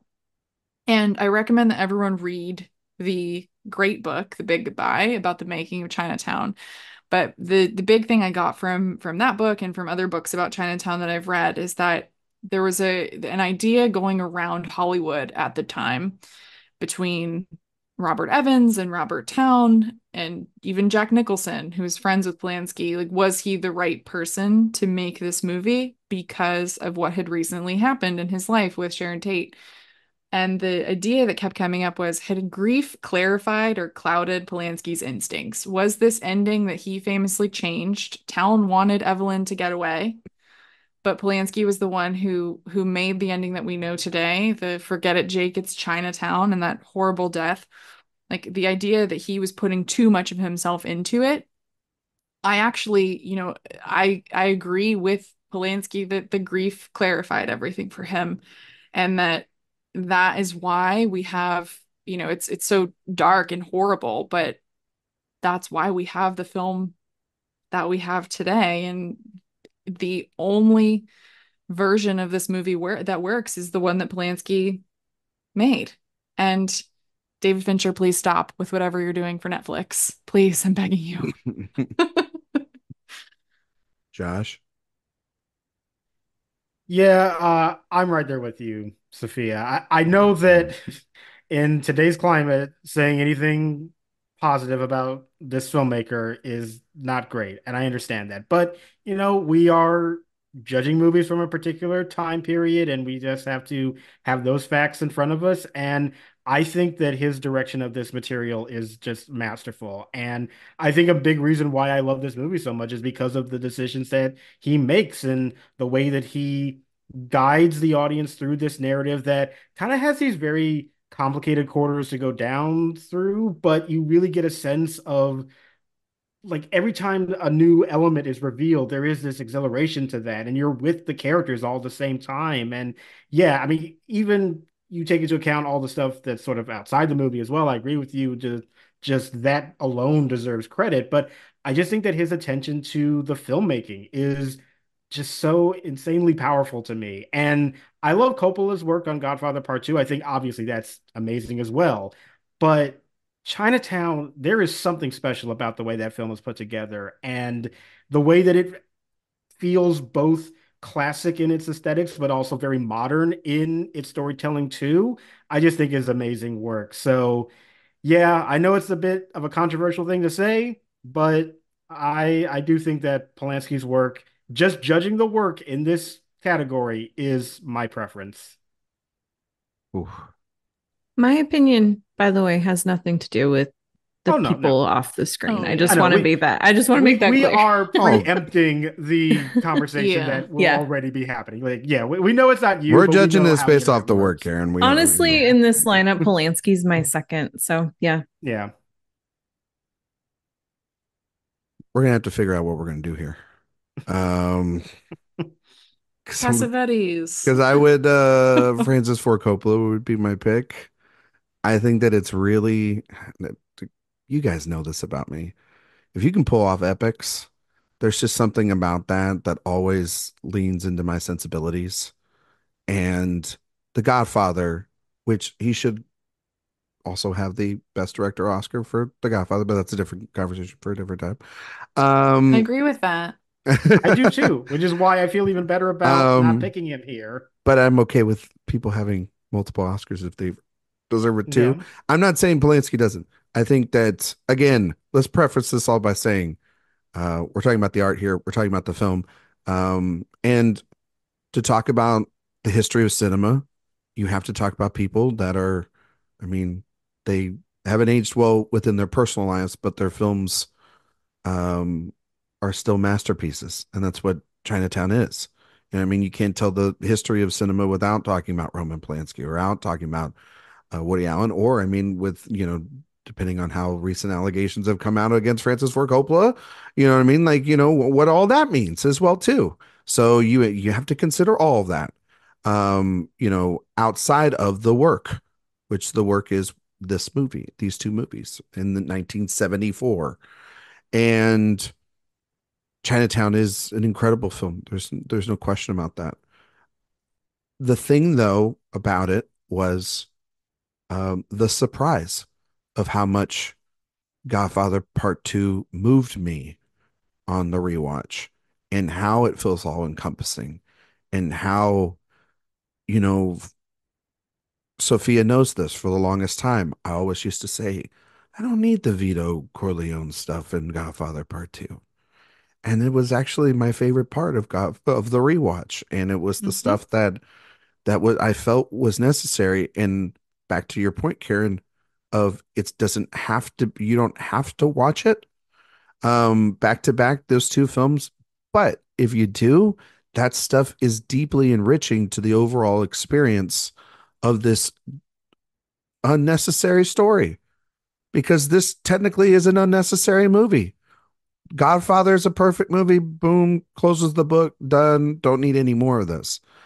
The interesting thing between Puzo and Coppola is that they wanted to keep exploring this and talk about that downfall, talk about the corruption, talk about pretty much the thing about Chinatown and Godfather Part Two is how much they have in common.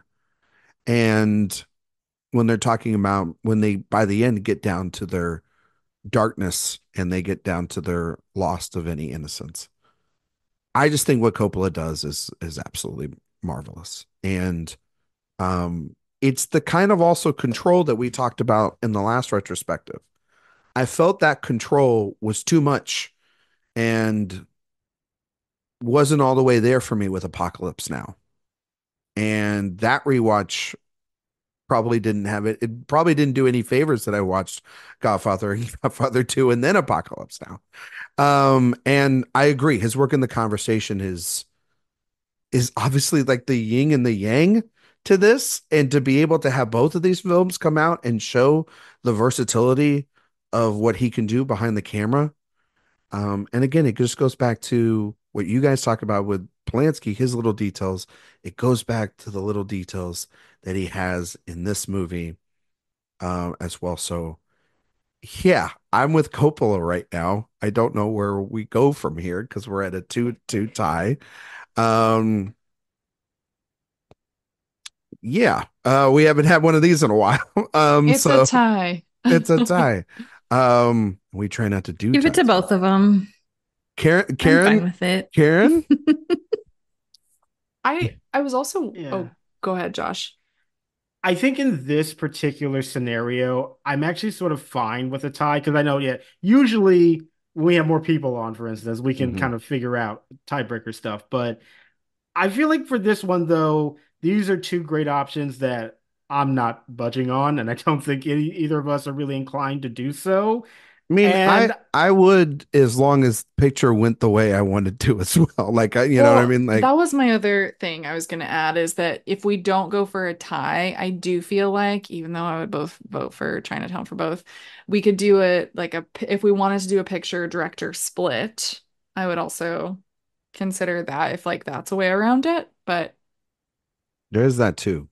And I mean, we I did, also, because I think we'll be at a standstill maybe for that too. But yeah. I kind of feel like we might. I don't know. I don't know. Mm, um, I would say also this too, and maybe this is where we can all maybe you know what I'll break it though.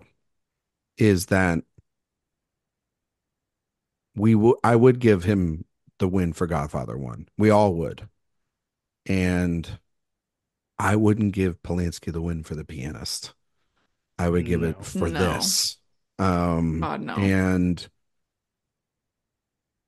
I do think, I mean, like Karen mentioned it, it's her two. It would be my two in the category as well.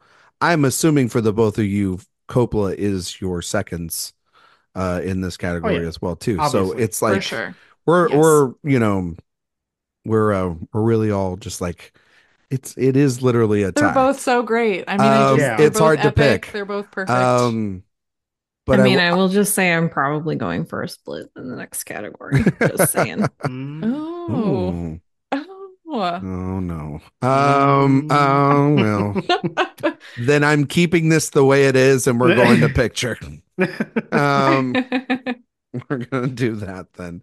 Best picture: The Godfather Part Two, Chinatown, The Conversation, Lenny, and Karen's favorite movie of all time, The Towering Inferno. We have three to replace. I feel like we only need to get rid of two: Yeah. Lenny and The Towering Inferno. We're all in agreements Yep. on that. Agreed. So how are we looking to what are we looking at here? I'm assuming a young Frankenstein will be mentioned by everybody here, or I was gonna say if you guys want to do the double Mel Brooks, you could do double Mel Brooks, double That's where Coppola. I was leaning. Yeah. I mean, definitely Young Frankenstein. I kind Absolutely of for like a sure. kind Oh, of kind of like a little variety. I had Young Frankenstein and A Woman Under the Influence. That's also what I had. Ooh. I mean, it does make sense. Yeah. I mean, it makes sense. It wouldn't be what I would do, but for the sake of variety, I'm okay with it. Sold. Great. Chinatown, the Love conversation. that list. Godfather 2, Young Frankenstein, and A Woman Under the Influence. Those are our picks. That was easy. Now this comes Karen's betrayal to The Godfather Part 2. Karen, I assume I know where you're going with this. Or do I know where you're going with this? Well, I said I would probably be voting for a split. I didn't say what I would be picking instead of The Godfather Part Two. And we have some really good options here, but no, I think Chinatown should have been Best Picture this year. I think we've talked a lot about Chinatown and all the things that it does so well. So I don't think I need to go into too much detail about it. But my choice of Coppola for director, I think, is because of the so much of the craft that went into making that movie what it is. But I think when it comes to an overall a film that really feels like kind of encapsulates the year and sort of where things were politically, where the state of the film industry kind of was, and these two really incredible lead performances as well as some great supporting performances. I think that as a film that really feels like it captures the moment, Chinatown is it. Sophia. I'm also going with Chinatown. I think that The Godfather Part 2 is an incredible Best Picture winner, and sometimes I do prefer it to The Godfather because I think that it feels so literary, and that's what I really love about it. And I love the parallel narratives and what it says about community. And when you have that and when you don't, and I think that is just I want to work on an essay around that because I have way more to say than my time here today, but and so it's picking Chinatown isn't to say that The Godfather Part 2 isn't great. It's a five-star movie for me. But when I think of Chinatown, in addition to everything that we've said today, this film for me is if I had to pick one film, just one, that signifies the new Hollywood, it's this one. To me, like when you boil it down to what Polanski is doing, what Faye Dunaway and Jack Nicholson are doing, that script, the risk that Robert Evans took in making this movie too, it's to me the best film that shows that transition point of going from, using those classical elements and that crucial gutting burn at the end. Like that is when I think of the new Hollywood, that's what I think of. So I have to give it to Chinatown. Josh.